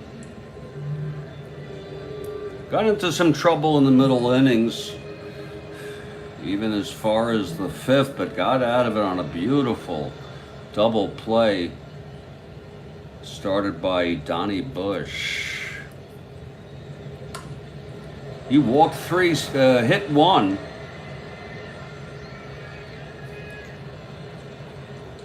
Struck out 2 and allowed only 1 run, and it was on a wild pitch. It was 2 outs. Runners were on second and third. How do you like that? And he throws a wild one past Oscar. It wasn't Oscar's fault. That shit was wild as hell.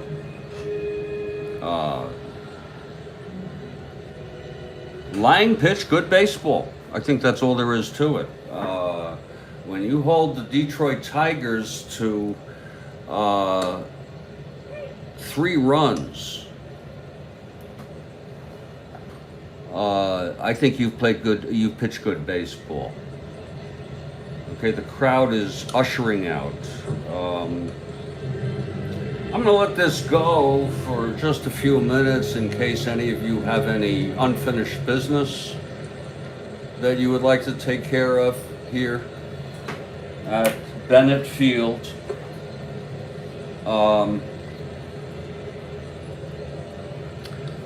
By the way, I always say this: Tigers 3 runs, 8 hits, and 1 error. It was the error by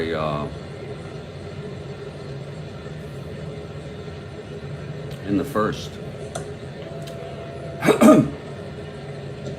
You know, that is an unearned run. I forgot that. You know that?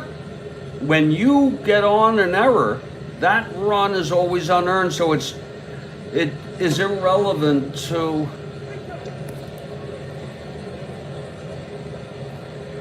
the, you see that? That's very weird.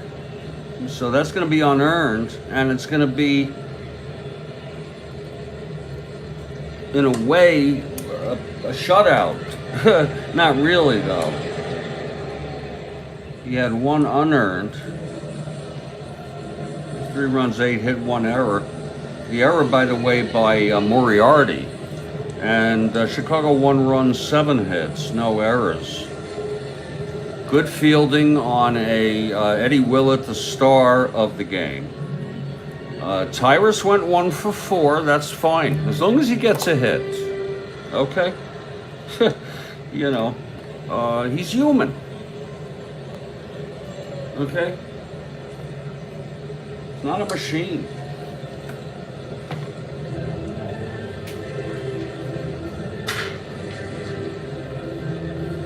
It's not a fucking machine.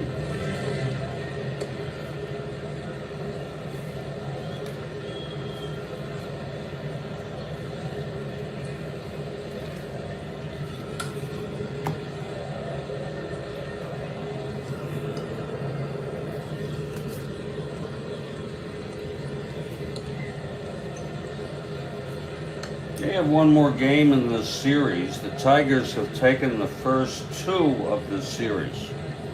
First 5-4, now 3-1. I think it was Mullet or Mullen may have gotten the win in the first game. Willett goes all the way here. Really, he was in some jams and he got out of it. So,